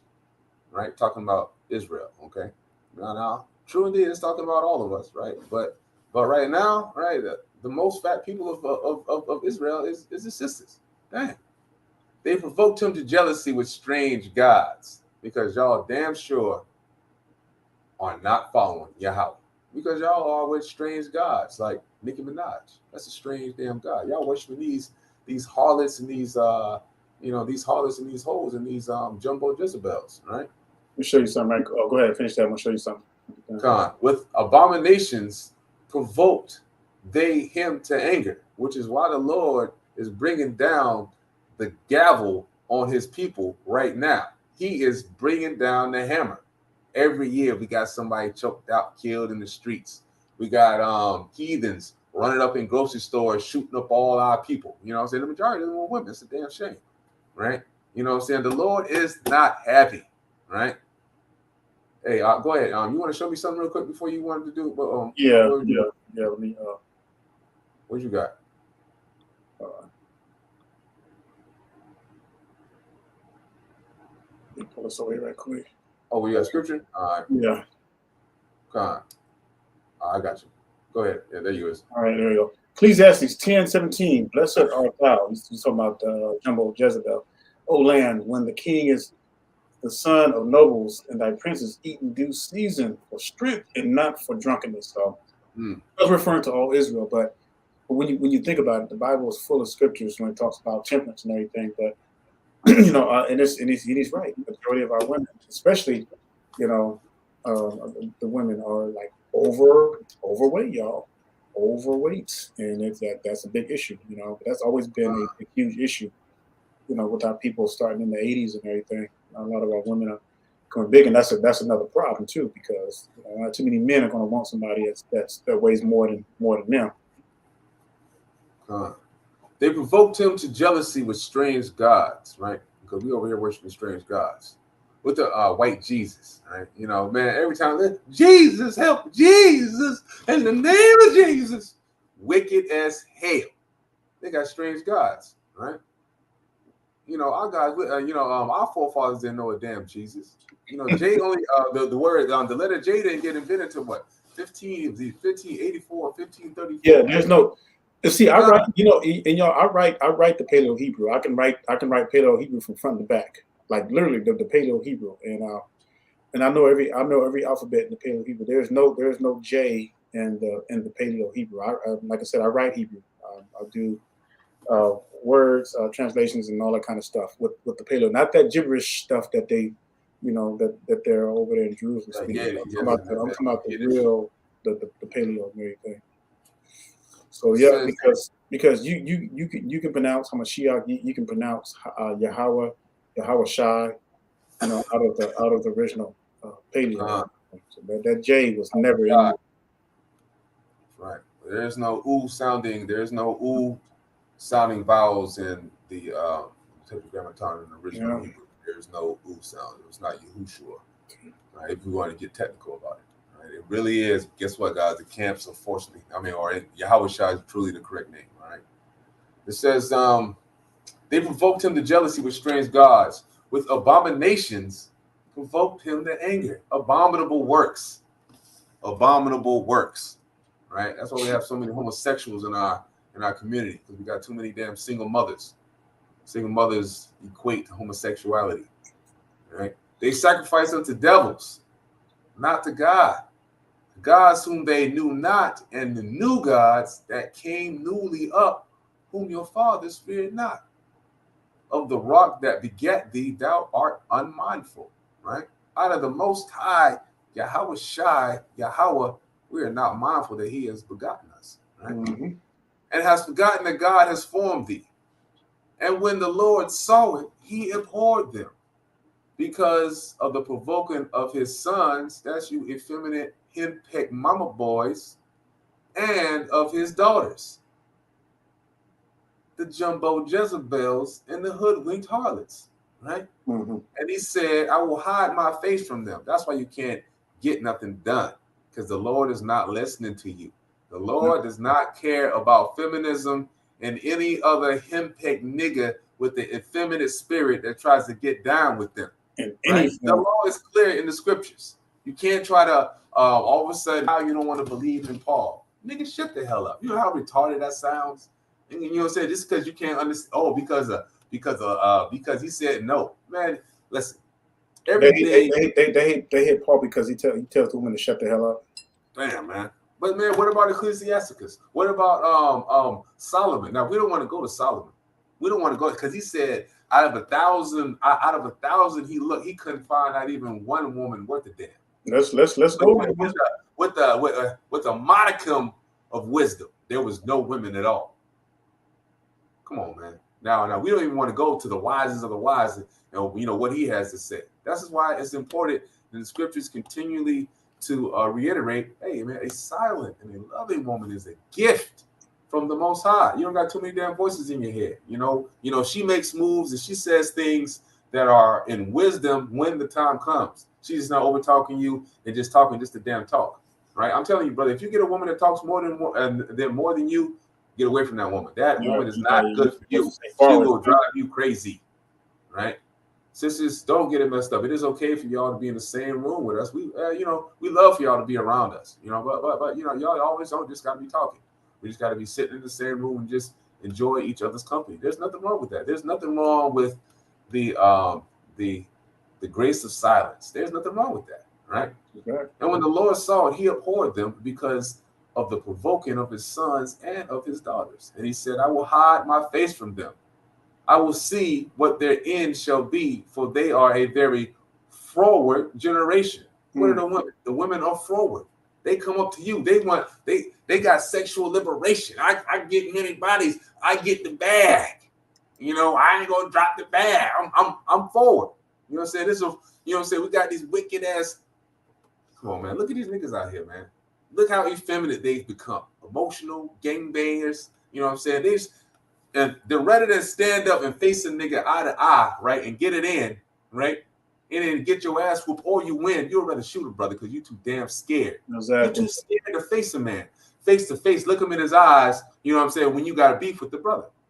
You're too scared. You're too scared to take it there. To see who's the physically best. That's how it is. Who is the greatest of a physicality? You know, who is the top brother there?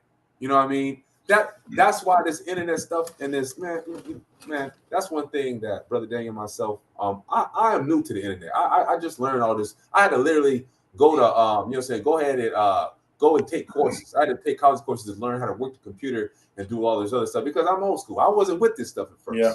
I wasn't with no internet. I wasn't with no I just wasn't with this because I didn't understand it. You know what I mean? I just, it took me literally, I think I just been maybe I took that course about 10 years ago, literally, you know, it's about 10, 12 years ago. I just really started coming on the computer because I wasn't with that. I cannot stand people behind the keyboard, you know, talking crap when, hey man, I'm 6'4", almost 200 pounds in real life. I will beat the hell out you for talking that crap. You know what I'm saying? And I'm trained, you know what I'm saying? And I've been training all my life. I'm a 2nd degree black belt. And I'm not just, you know, and I really go to tournaments and I really fight full contact. There's none of that type, you know what I'm saying, tap stuff. I know if y'all saw my old videos from before, when I first started my channel, on my intro, you can see me beating real ass. You know what I'm saying? And these brothers over here, these are punks and chumps talking all that stuff online, but then when they see you in person, they be the same coward-ass niggas that want to doggone get a gun, when they want to shoot you, or we got these niggas that want to talk behind your back, and then when you ask them to come on the video, like I'm doing right now, because I know a bunch of them secret-ass niggas is watching, you know what I'm saying, they don't want to come. Nope. You know what I'm saying? Man, I mean, like, these brothers are so cowardly now, you know what I'm saying, such under their effeminate nature that, man, if you directly approach them and tell them to come on your stream because they talking crap behind your back and making videos, they will not do it. Let me tell you something, brother. You know why, brother? You know why people do that? Because a hit dog will always holler. That's just the facts. That's the facts, and none of those brothers would ever face us in person. They wouldn't do it. They wouldn't do it. All right. Hey, well, hey, brother, hey, brother Norfleet, I'm gonna get on this. As soon as Brother Dave will get on this, we'll break this down. Yeah. But let me finish this real quick, and then we'll go ahead and break this down. Man, we only got a few more scriptures to go. Mm-hmm. All right. Oh, Salaki. All right, let's pull this back up. All right. It says, and he said, I will hide my face from them. I will see what their end shall be, for they are a very forward generation, children in whom is no faith. Right? They have moved me to jealousy with that which is not God. That which is not God. It's interesting. Movement, that's not God. That's right. You women running the community, that is not God. You women just think you can run around here and then, you know, raise up all our children, our men. Man, you're raising up boys to be gumps, punks, and chumps. That's what you're doing. And it's wicked as hell. And it's causing us to become lower and lower and lower in the world, period. In the earth, we are the lowest nation in the earth. Why? It's because you damn women can't get it together. That's why. Stop it. Just if you would just leave us, just damn near, just give us that part. You know, stop being a damn headache and then just bow down. I'm gonna say bow slot cow. Well, yeah. You know what? Bow down like the scriptures say. I'm sorry. You know what I'm saying? Just stop it. Stop being masculine. You know, come to your place, and then we'll have a real. I mean, like all these brothers, even the camps, even sometimes, you know, even we differ on doctrine, but they all teach that try to keep the commandments, right? We have enough brothers all the way across the earth trying to teach righteousness on some point of level, right? Follow the damn commandments.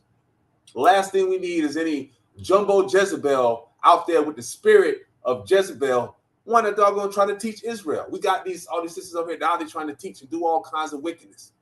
That is not God, right? It's not justified by no means. And they're gonna get, and then you know what? And they're gonna get destroyed for that stuff just because they think that nothing's happening to them now. They're gonna learn. They have provoked me to anger with their vanities, right? I will move them to jealousy with those which are not a people, right? I will provoke them to anger with a foolish nation. What the hell is going on, right? Can't y'all tell this is talking about us? This is talking about Israel. So in other words, let me just elaborate on that, man. So I will use a foolish nation, which is a foolish nation. So in other words, when you look at these other races and they got family strong ties and they're not having babies out of wedlock like we are, that shouldn't be happening, y'all. We should be the ones on top. How the hell is other nations outdoing us?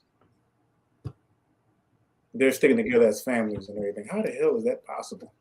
Hey, man, when I finish reading this, do you mind pulling up that scripture where it says, you know what I'm saying, in Sirach, where it talks about the father, like, man, the father trains the son, you know what I'm talking about, so he can, fight the enemy. You know what I'm saying? But we don't have that happening, right? You know what I'm saying? We do not have that happening. You know what I'm saying? Because the fathers, the sons don't know the fathers, and the fathers don't know the sons. We have a big gap. We have a huge gap in wisdom. Why? It's because your damn sisters cannot submit to the man that you done laid with and had a damn child with. He has literally humbled your ass, and then you don't want to be humbled. You figure that in some kind of way of delusion that I done took my humbleness back, and I'm gonna act up and be wicked as hell and do what I want to do, and the Most High not gonna destroy me because he told me that. No, I'm telling you, you will die in your sins. You will die. And you know what's so crazy, man? We live in the age of this. A lot of these women are so unrepentant. Like their pride is higher than the sun, man. It's ridiculous. And some of the stuff that I see is not willing to humble down, and that's why, man, this time is a very scary time, man. And I'm telling you, man, when these plagues starts falling, when these judgment starts falling, a lot of our people are going to. A lot of these women are going to perish. We never seen before. And remember, ladies, 6 to 1. That's what y'all number us by, 6 to 1. Ridiculous. Let me finish reading this, right? It says, anger to a foolish nation. Now, if you want to continue reading on, man, I'm going to read these two. It says, for a fire is kindled in mine anger, and shall burn unto the lowest hell, and shall consume the earth with her increase, and set on fire the foundations of the mountains. You understand? This is talking about the end times for you wicked ass sisters out there and you wicked ass niggas. It's talking about y'all. Yeah, hey, you gonna burn y'all gonna burn into the lowest hell, and shall consume the earth with her increase, and set on fire the foundations of the mountains. I will heap mischiefs upon them. I will spin my arrows upon you. Damn, the Lord said he gonna spin his arrows upon them. What do you think is going on? Right? Every time you see one of these wicked ass niggas getting shot down in the street, right? Or one of these harlot ass Jezebels getting killed by some damn heathen, what do you think is going on? The Lord is spinning them arrows. You understand? The Lord is spinning them arrows. And the Lord ain't playing no damn games, man. The Lord is not playing no games whatsoever, right? And then you'll see, right? Ecclesiastes. Let me see.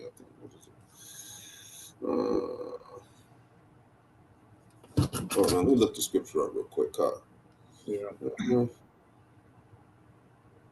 But like brother was saying, man, we're seeing a lot of stuff that's happening, and people got to realize that we are living in a time where the outer ordinance is just ridiculous, and if these women don't want to submit, and they don't want to follow the Torah, then they're going to have to go to the fire. Simple as that. All right. So these old henpecked ass niggas, they're going. Same thing's going to happen.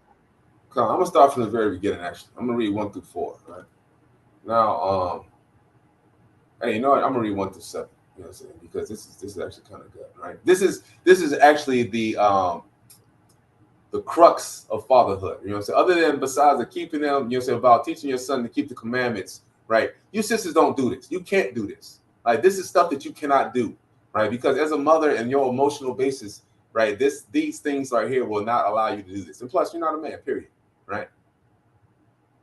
It says, he that loveth his son causeth him oft to feel the rod, that he may have joy of him in the end. It says, he that loveth his son. It ain't talking about you women beating nobody, because you ain't in charge of the man, right? The children come from the seed, right? That's why it's these are seeds.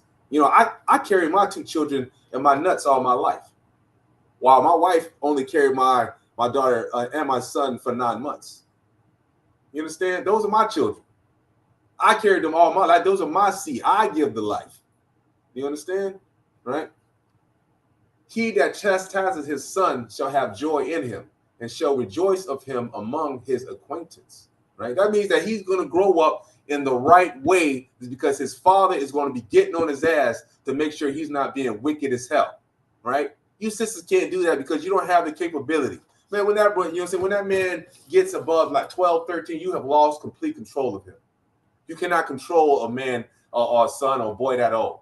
You don't have the physical. If he wanted to, he could beat your ass, and you don't have the physical ability to stop him. He's not going to try that with his father. That's why you sisters need to take your asses out of the role of the man.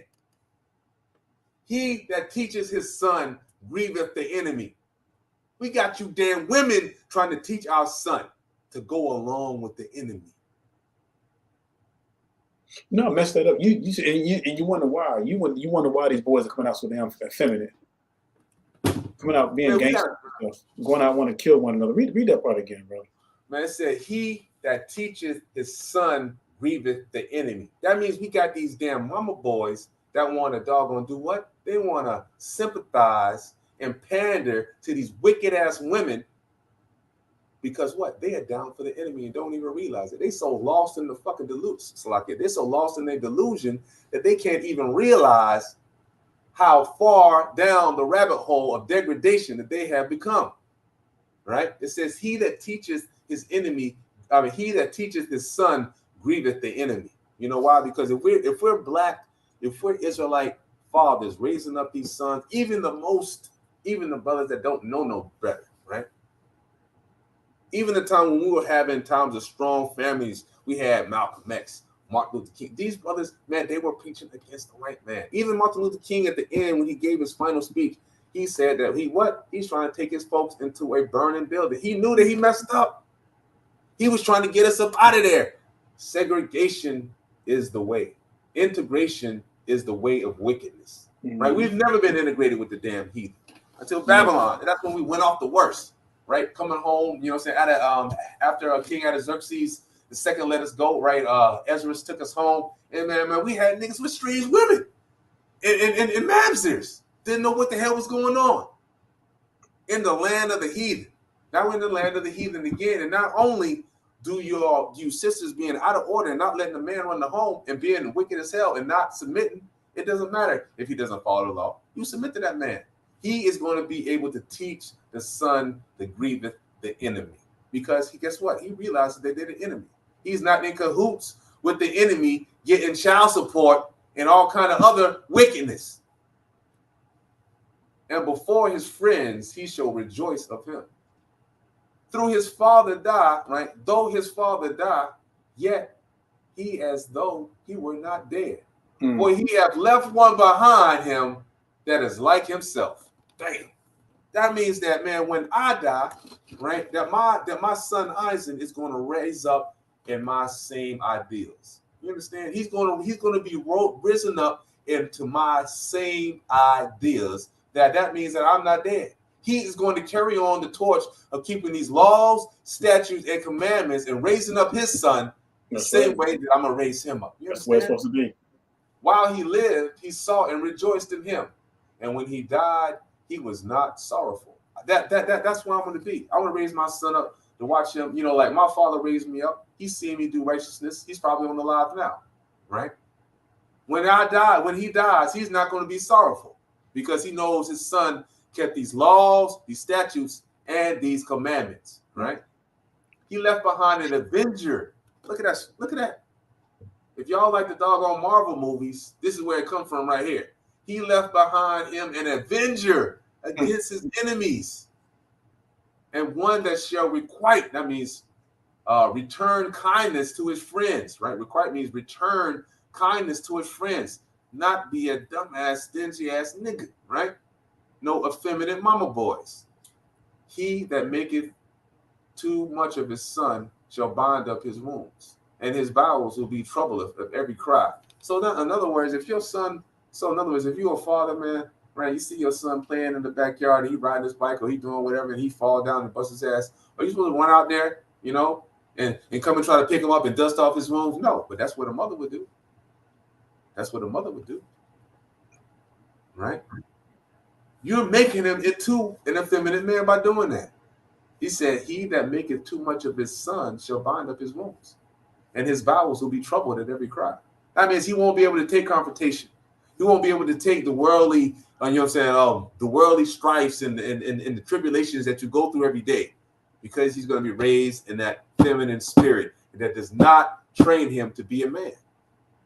It don't train him to be a man. And you can see, and you can actually see it today. You can actually see it today in our society. You can see it today in our culture, that what's going on. It's huge, right? yo. See right here, and this chapter is like the blueprint of fatherhood. This is like the blueprint of fatherhood. And we're gonna be bringing more of this out too next week, because we're gonna be doing the invention of the effeminate man, and you don't want to miss that one. That's a really good one too. That's right. That's right. Do you have anything else, brother? Because I want to bring up this question right quick. Come on, man. Go ahead. Do you think? Okay. So this is from BCT. It says, but for women who have children and they make it possible for their fathers to come around, and the dad choose not to come around, is the woman to blame for that? No, because the father, if a righteous woman is making it possible for the fathers to come around and everything, and if the man doesn't, then he's worse than an infidel. And that's just straight up true. But I'm gonna be honest with you, sister. Like most people I've seen in this situation and everything, the women who they're not submissive. Who do make it available for their fathers to come around. Their fathers come around. Every brother I've known that's has kids and they're not married, they go around. So right. I haven't seen. I want to be honest with you. I have not seen one man that chose not to be around his kids when the kids are made available. I'm just being honest with you. Now, if there are brothers out there like that, then they're gonna get destroyed, because they need to come around and be around their kids. I'm gonna tell you something, right? In my experience, right, if the father doesn't want to come around, right, I guarantee you that that whatever sister that is, that she needs to have a talk with that man, because it's not the kids, it's you. He don't want to be around you. You probably pissed him off so damn bad that he don't want to do nothing with you, the children, anything, and he just wants to cut all damn ties. That's usually 9 times out of 10. That's the situation, because all the fathers I know, they have joy in their children, and I know plenty, and I know plenty, and they have and they have joys in their children. Yeah, And I know a lot of women. I know a lot of brothers whose ex-wives make it hell for them to see their children. Facts. I've seen more of that than anything. So we want to talk about statistics. And what I would like to do too, maybe in future lessons, pull up some statistics too, and prove that, show that to you, and show some clips and things like that. So, most of the time, like you sisters have to realize, right? After you had children with a man, right, and then you go off and you be with another man, why would that man don't want it? That man don't want nothing to do with you, really. Do you understand how mad he is? He done put all his eggs in the basket and had a child with you, and you acted a complete donkey to the point that he doesn't want to be with you anymore. The only reason why a man doesn't want to be with a woman is that she does not submit. That's all there is to it. I've never seen a man turn away a woman that's not submissive. If she submits, that means she's doing what he's telling her to do. No fighting, no argument. She's peaceful. She's agreeable. She's getting along with him. Things of that nature. Agreeable means you're doing what he says. That's just what it is. Of course, he can take whatever suggestions you have under consideration, and that's not a problem, right? So whatever suggestions you have under situations, whatever suggestions that you have under consideration. But as a whole, right, a lot of these sisters, they have a problem with just following what the man says. It doesn't matter. Do what he says. That's just the bottom line. That's again, that goes back to the liberation movement. That goes back to that liberation mindset, y'all. Decades of it. So where did women get that idea from? Because they didn't have that idea back in the 50s. They were submissive back in the 50s. They had the meals ready and everything. So where did that stuff come from? That came when they started following these damn white women.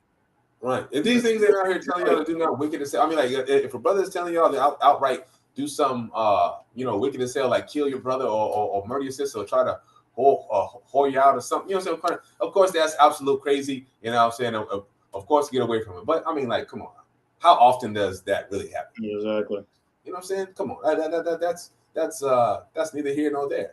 You know, that's just a small problem. It's just a point of submission. That word is like a kryptonite word to black women. You know what I mean? To our sisters out there, man, you say something about submission, you know what I'm saying? They start going crazy. You know what I'm saying? They don't want to do it.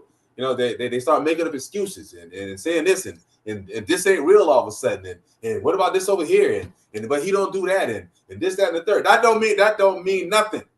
Mm-hmm. Just damn submit. That's you know right. what I'm saying? Let the Most High deal with him. You know what I'm saying? Once you submit to that man, let the Most High deal with him. If he's messing up, that's what you already chose. If you chose that man, you had a child with that man, that's a wrap. Your choices are over. You don't get no more. You know what I'm saying? This life isn't about you. You get a bunch of chances. That's not how it works. You know what I'm saying? Literally, the first day you come into this earth, you know you're guaranteed one thing, that you're gonna die. That's right. Guaranteed that you are going to die. You understand? That's what you're guaranteed. So if you know for a fact that you're going to die, that you know what, somebody had to make it that you be here. You know what I'm saying? All this stuff out here, this green grass, these trees, these animals in the ocean, these animals, they did not pop up out of nowhere. This stuff did not pop up out of nowhere. There is a real live creator out there, you know, standing, a few 100,000 miles up above the flat earth, right? He's here. It's real. Yep. Right. This thing popped up. And daily you're creating eye cells. You don't even know how the hell you're making your own eye cells or your skin cells that are creating daily all on autonomous, because you have what? The spirit of the Lord is what allows you to live. The spirit is literally living energy that allows you to continue your heart pump. Man, your ass ain't controlling your heart pumping. You ain't controlling when you blinking. You ain't controlling when you got to go take a you know what I'm saying, when you got to go to the toilet. You ain't controlling none of that. You're not controlling any of that. Your bowel system, all of the stuff that works autonomously, it's not autonomously. It's the spirit of the Most High God that is controlling that. That's right. It is the gift don't change, you know. What makes me think that he's going to alter his law for a bunch of women? Yeah, you're not going to let them do what the hell they want to do. Yeah, Slocky. Yeah, I forgot to get on. Yeah. Oh yeah. We're gonna deal with this right quick because his brother had a question. So I've heard one crazy dude try to say that this is talking about righteous woman, but this is nothing but further from the truth. We're going to show you what this is really talking about, because this is not talking about righteous woman. So let the scripture speak for itself. So I'm going to read every step by step, and we'll interject and we'll break this down for you. All right. So in that day, what day is it talking about? Apparently it's talking about the future. All right. Hasn't happened yet. So it says, in that day, 7 women shall take hold of one man, saying, we will eat our own bread.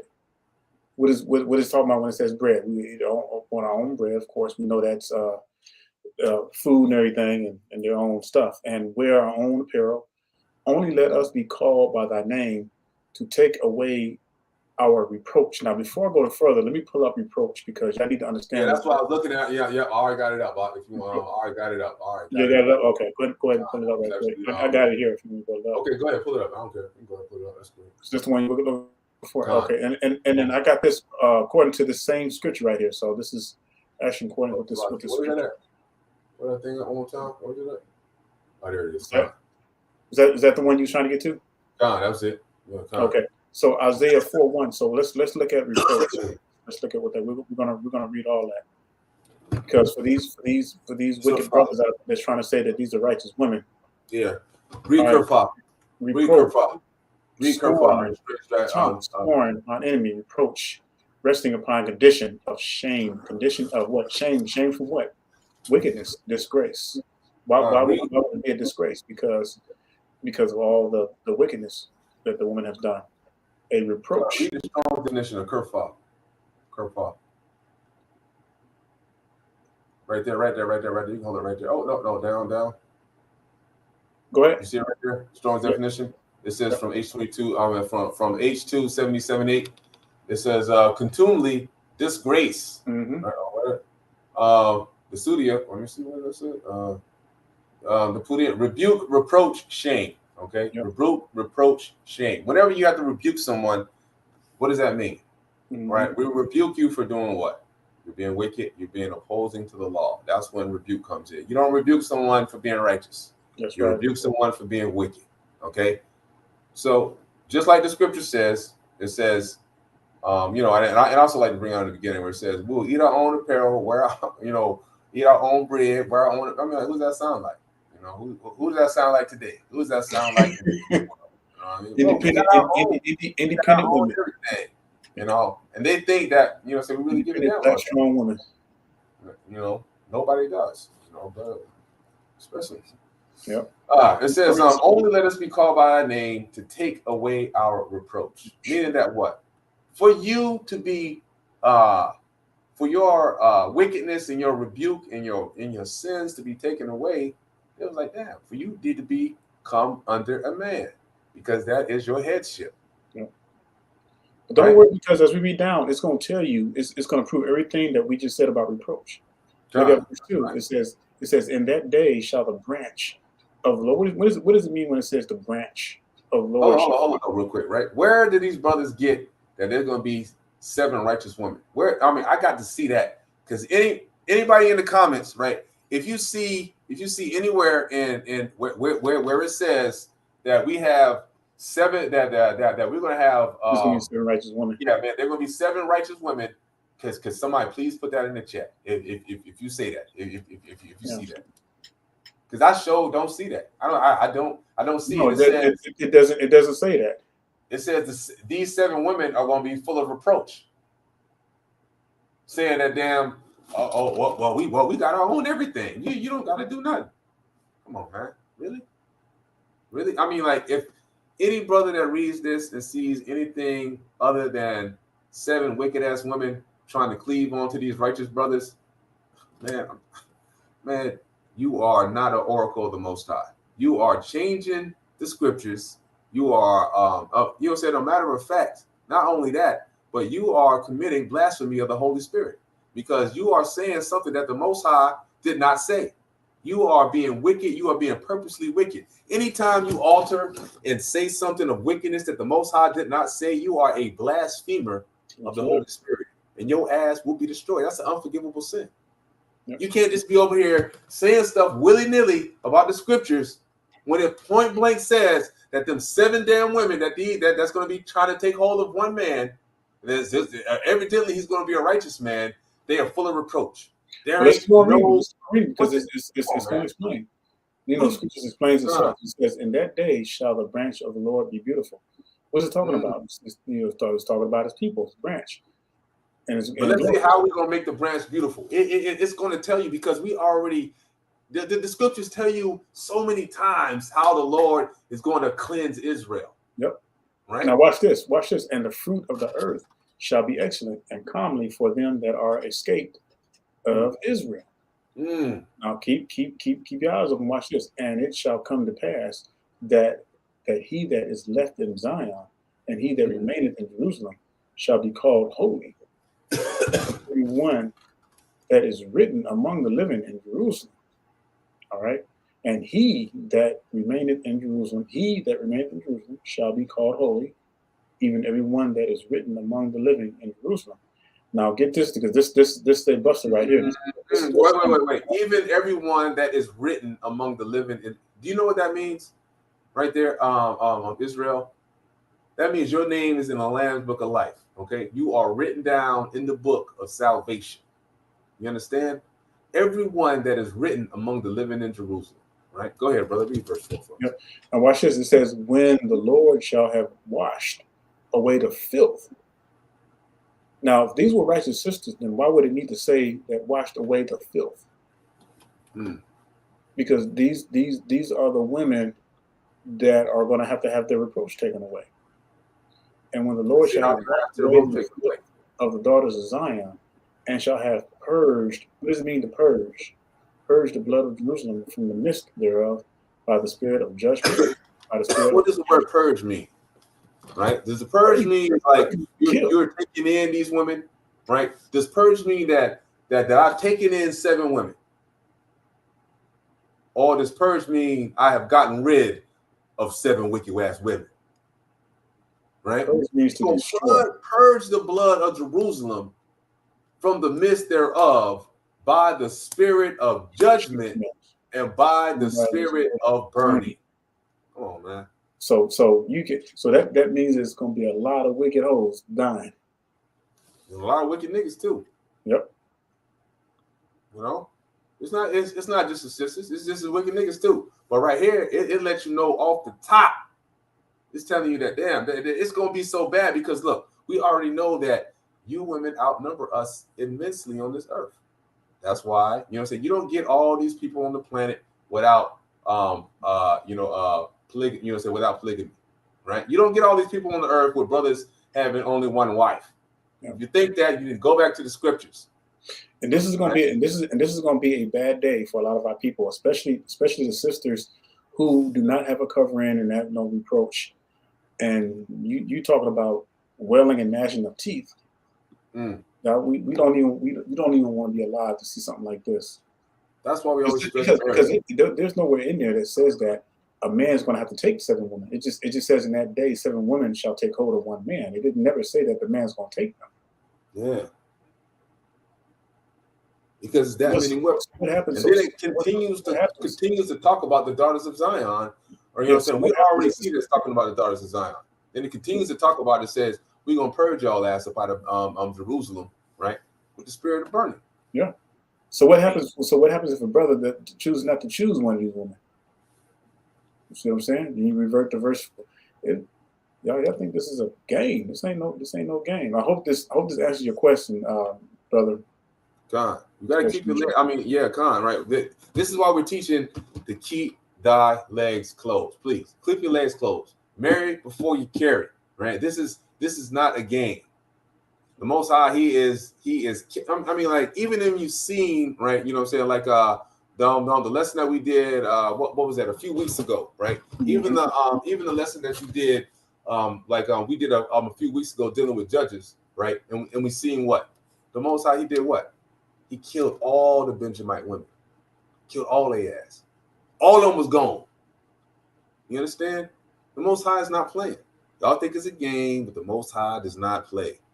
He does not play. He don't play with wicked women. He doesn't even play with women that doggone disrespect their fathers or any of that stuff. Man.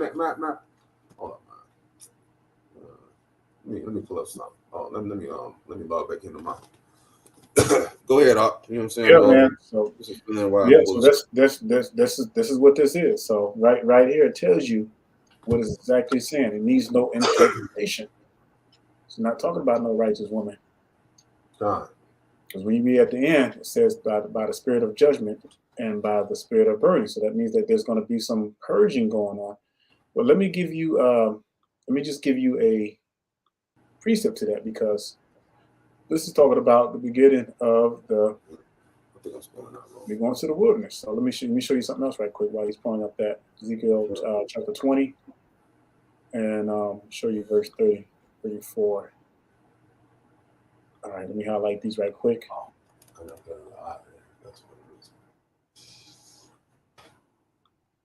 right, because I'm going to read these 4 verses here, these 5 verses. All right, let's look at Ezekiel chapter 20. And it's talking about a people. It says, I will bring you out from the people and will gather you out of the countries wherein ye are scattered with a mighty hand and with a stretched out arm and with fury poured out. That whole thing you see in Isaiah 4:1, it's going to be in the same time zone. And I will bring you into the wilderness of the people, and there will I plead with you face to face. And y'all know the Most High pleads with us face to face. That means that it ain't no kind of plea like, can you please stop being wicked? No, I'm going to show you what's going to happen. It says, as I pleaded with your fathers in the wilderness of the land of Egypt. How did he plead with us? He destroyed a lot of them. They had to wander for 40 years, which was only an 11-day journey. So will I plead with you, saith the Lord God. Verse 37, I will cause you to pass under the rod and I will bring you into the bond of the covenant. 38, and I will purge out from among you the rebels. Notice it said the rebels. Now notice it didn't say females or males, but the rebels, because it's going to be both. But it's going to more likely be more women, because as far as outnumbering and everything. But since I will purge out the rebels from among you, I will purge from among you the rebels and them that transgress against me. So who is the head? Who is the head of the woman? We know it's the man, right? Who was the head of the man? It's Hamashiach. Who was the head of Hamashiach? It's Elohim. Yahweh. It says, I will bring them forth out of the country where they sojourn, and they shall not enter into the land of Israel, and ye shall know that I am Yahweh. So when you read this, I will purge out, hear that word again, purge. Remember we read that again. Did we read that in Isaiah 4:1? Gone. Same thing, I man. will purge out from among you the rebels. The rebels. All Right now, the sisters are the damn rebels. Yeah, man. You know, of course, we got brothers. You know what I'm saying? You henpeck niggas. You be, you know what I'm saying? Y'all be rebelling too. You know. Yeah, it's gonna be both. But it's gonna be more so. This is because who are rebelling the most, you know, and them that transgress against me. So when you don't obey the headship of the man, then you transgress against the Most High. Transgress against Hamashiach. Can't get no plainer than that. Let me bring this out. All right. This is you know, I don't want y'all to get hoodwinked to think that the Most High is dealing with you know, any kind of equality, right? Period. Right. You know, when we went back to reverence, I said it's supposed to be reverence your husband. You know what I'm saying? You be afraid of that man. You know what I'm saying? Treat him with all due respect. Ain't no talking back, and no other that ain't no none of that stuff, right? You know what I'm saying? Hey man, you're supposed to just, you know, you've been humble. You know, look up this, you know, so look it up. If you're just kidding in here, look up the word humble, and you'll see what time it is. Right? And Miriam and Aaron spoke against Moses because of the Ethiopian woman who he had married, for he had married an Ethiopian woman. All right, so they was mad. Hey, Moses, what the hell, man? You done married a Ethiopian woman, right? Aaron said it, you know. But let's see. Now, they both said it. Right? Both of them. And they said, hath the Lord indeed spoken only by Moses? Hath he not spoken by us? And the Lord heard it, right? Notice it said Miriam said first. So this is most likely her saying this crap right here, right? Now, the man Moses was very meek, above all the men which are upon the face of the earth. And the Lord spake suddenly unto Moses and unto Aaron and unto Miriam. Right? Hey, the Most High was listening. You hear that? Right? The Most High was listening. Right? The Most High is listening. Pay attention to that, right? They weren't even paying. They were over there just talking, and then they see, you know, the Most High didn't heard it. They in trouble now, right? Hamashiach, right? The Most High sent Hamashiach. Now he didn't heard that these niggas is talking behind Moses' back, the meekest of all the earth, who was chosen to lead their people out of Mizraim. And the Lord came down, right? The Lord popped out. The Lord popped out. Was like, yo, I need you. Hey, listen, Moses, man, go ahead and get Aaron. Go ahead and get Miriam and tell them to get their ass on out here, right? You know what I'm saying? In front of the tabernacle to the congregation. And they three came out. Verse 5. And the Lord came down in the pillar of a cloud and stood in the door of the tabernacle and called Aaron and Miriam. The Lord, come here, both of y'all. Bring your asses on over here. And they both came forth. And he said, hear now my words. If there be a prophet among you, I, the Lord, will make myself known unto him in a vision, and I will speak unto him in a dream. Right? My servant Moses is not so, who is faithful in all my house. Understand, right? Moses dealt with Hamashiach directly. You understand? He didn't get no dreams. You know what I'm saying? That's the Hamashiach's homie. That's his friend. They chilled together. You understand? It says, with him will I speak mouth to mouth, even apparently, and not in dark speeches, and the similitude of the Lord shall he behold. So he was even able to behold the similitude of the Most High, which is who? Which is Hamashiach. You understand? So he was witnessing Hamashiach in these days, talking to him face to face. Wherefore, when ye were not afraid to speak again, wherefore, right? Ye not afraid to speak against my servant Moses? Asking them niggas, yo, man, y'all ain't scared to you know what I'm saying, be running y'all mouth about Moses? Nobody asked you to care whether or not he had a doggone Ethiopian woman. Nobody asked y'all to say a damn thing about that because I already okayed it. Y'all in the wrong business. Y'all minding business that don't belong to y'all. But let's see if the Most High is down with equality, right? It's the same thing happened to the man, the same thing happened to the woman. Let's see what's going down, right? And the anger of the Lord was kindled against them, both of them, right? And he departed. And the cloud departed from off the tabernacle, and behold, right? The Lord was mad with both of them, right? But the Lord said, you know what? I ain't worried about Aaron. You know what I mean? The cloud departed from off the tabernacle, and behold, Miriam became leprous. Hey, man, you sure? Wait a minute. Hold on. You sure, man, it wasn't Aaron as well, too? Man. In that verse, man? I just straight up ignored Aaron. Oh, come on, man. I think we're picking on the women, man, too much. You sure, man? There's no little brother in there, man, that was that got the leper's arm? Yeah, I'm trying to look closely, brother. I don't see it. Just say I'm looking hard, man. I'm trying to see, man, if they're you might be misinterpreting the scriptures or something. Damn, I'm trying not to, brother. I'm trying to read it straight up. And it says, and the cloud departed from off the tabernacle, and behold, right? And behold, Miriam became leprous, white as snow. Turned her ass into one of these fucking heathen. Right? Turned her ass into one of these heathen. Right? White as snow. And Aaron looked upon Miriam, and behold, she was leprous. And Aaron said unto Moses, alas, my Lord, I beseech thee, lay not this sin upon us. Hey, Aaron slick. Hey, boy, you see how Aaron tried to hurry to include himself into that? Yeah, man. This happened to both of us, even though it just happened to Miriam. Where Aaron does not want any kind of punishment from the Most High, right? Or Hamashiach. It says, lay not this sin upon us, wherein we have done foolishly, and wherein we have sinned, right? Wherein we have sinned. That means backbiting. Talk behind your back about something that you don't know. You sinned against your brother. Please shut the hell up.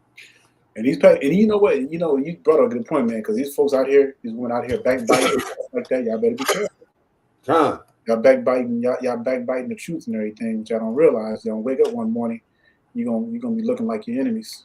You're leprous. You're gonna be like, what happened? I'm white. I'm a white girl now. Wouldn't that be crazy? That happened, man. He woke up. Lord took my money. Tell you it's time. Lord, please take me on. Backbiting. Right? Backbiting niggas. Right? You know what I'm saying? Hey, you know that the most backbiting of all that we got nowadays is these effeminate brothers that we have. You know what I'm saying? Even in the that's the worst, and that's the worst kind of backbiting. There's nothing more sad than that, man. We see effeminate brothers backbiting like women. Says, let her not be as one dead. Right? Damn, boy, she got whacked on. Lord said, Aaron said, let her not be as one dead, of whom the flesh is half consumed when he cometh out of his mother's womb. Damn. So being leprous, man, you know how you're a fresh born baby. Now, and I was there, you know what I'm saying? I was there right in the, for any of you fathers that's been there immediately after your child has been born, this is how a leprous looks, right? You half dead. You looking crazy, right? And Moses cried unto the Lord, saying, heal her now, O God, I beseech thee. Right? Even the most meekest on the earth, because the Lord know that Moses was meek. Right? The Lord's like, well, I know Moses is going to try to look out for her. But let's see what the Lord said.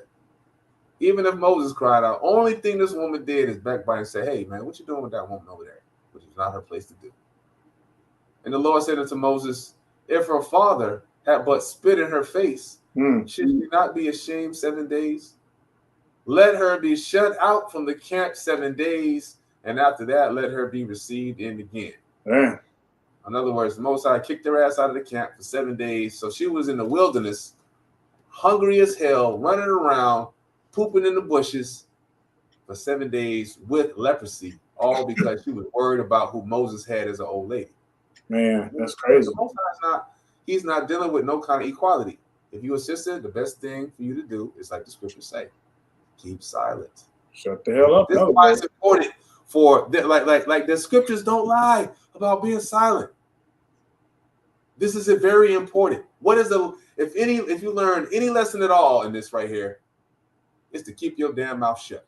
That should be the lesson that you should learn. And Miriam was shut out from the camp 7 days, and the people journeyed not till Miriam was brought in again. So you know how many folks probably aggravated at Miriam? That damn she done held up the camp for 7 days because she couldn't keep her damn mouth shut. Don't be hoodwinked. Crazy, right? y'all. Don't be hoodwinked. Most I ain't out here with that.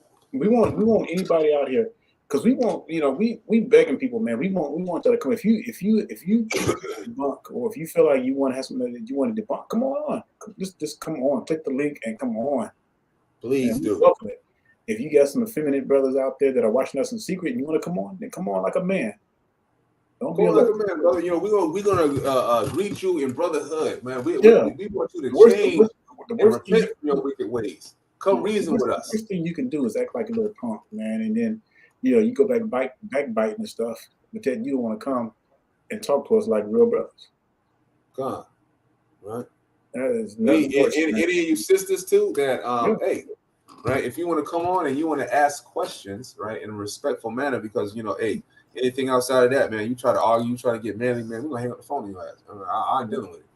You can burn your iniquity, as far as I'm concerned. But if you come in here, you want to ask questions and things of that nature, we will contend with you. Yeah, we will. We'll deal with you if you ask in a respectful way. We'll be like, brother, what about this? Or what about that? Sure, I will answer those questions. Brother Daniel and myself, we will answer those questions. No problem. We don't have a problem answering your questions. We will ask you to show your face, and if you're a female, we will ask you if you're married. Because if you're married, y'all know us by now. You don't have no business coming on here. You can go back and bring your husband on here. Have him talk to us and everything. That'll work. Especially if you got a headship. If you got a headship, you have no business coming on the live, as far as coming on backstage. Because I'm just looking through. But all right, y'all. Anybody have any questions concerning this? Because y'all can't say we didn't get no back opportunity. So we give you opportunity every week. We give you opportunity to come on, and even the ones who are watching us in secret, we give you an opportunity to come on. But if y'all go backbiting, then that's your destruction. Right? Bring out one more scripture before we call it an evening. Proverbs 6 came out. All right.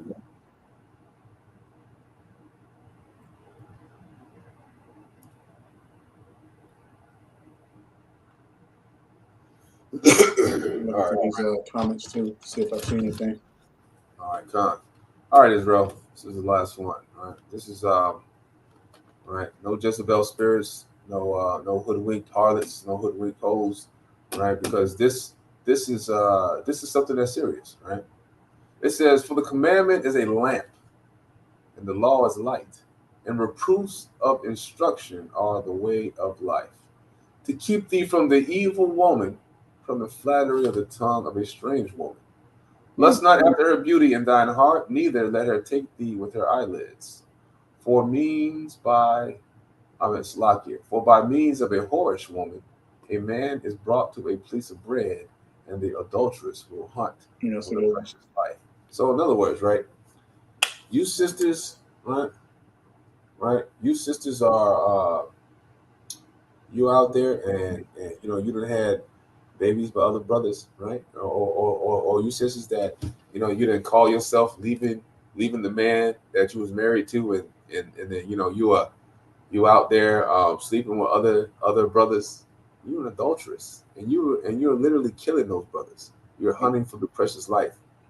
These brothers, 9 times out of 10, a lot of people in the secular in the world, they don't know they don't know the law. They don't know that sleeping with women that are divorced or marrying a divorced woman, she has literally become an adulteress, have turned the man into an adulterer, and your life is fit for nothing but chaff for the lake of fire.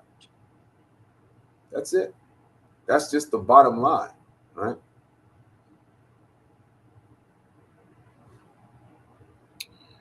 So y'all, looks like nobody has any questions and nobody's coming on the link. So hey, look, pray that you all edified, but go back through the lesson.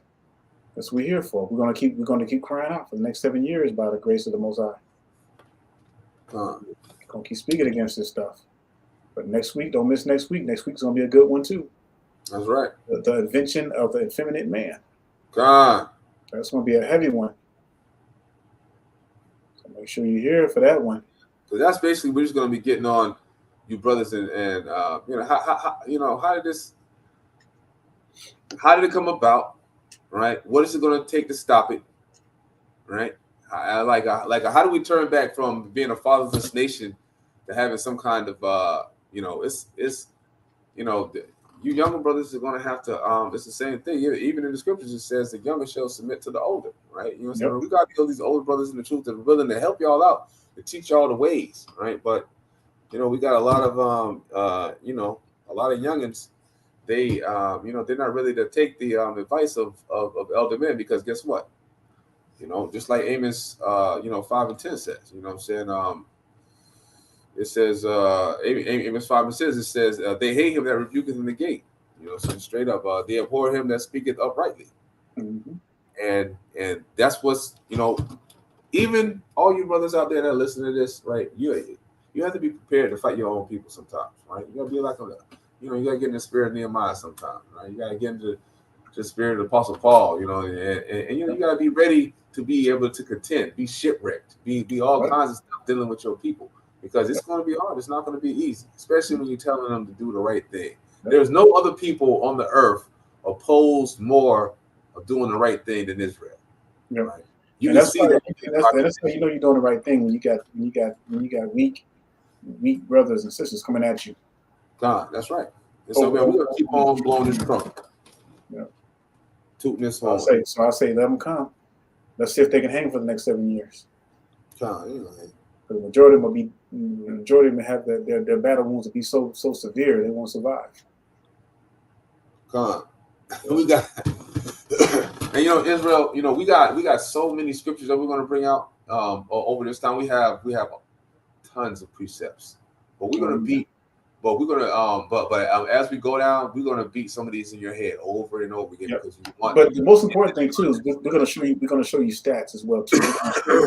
Proven stats that prove everything. So just be ready for that as well too, because stats don't lie either. They're statistics.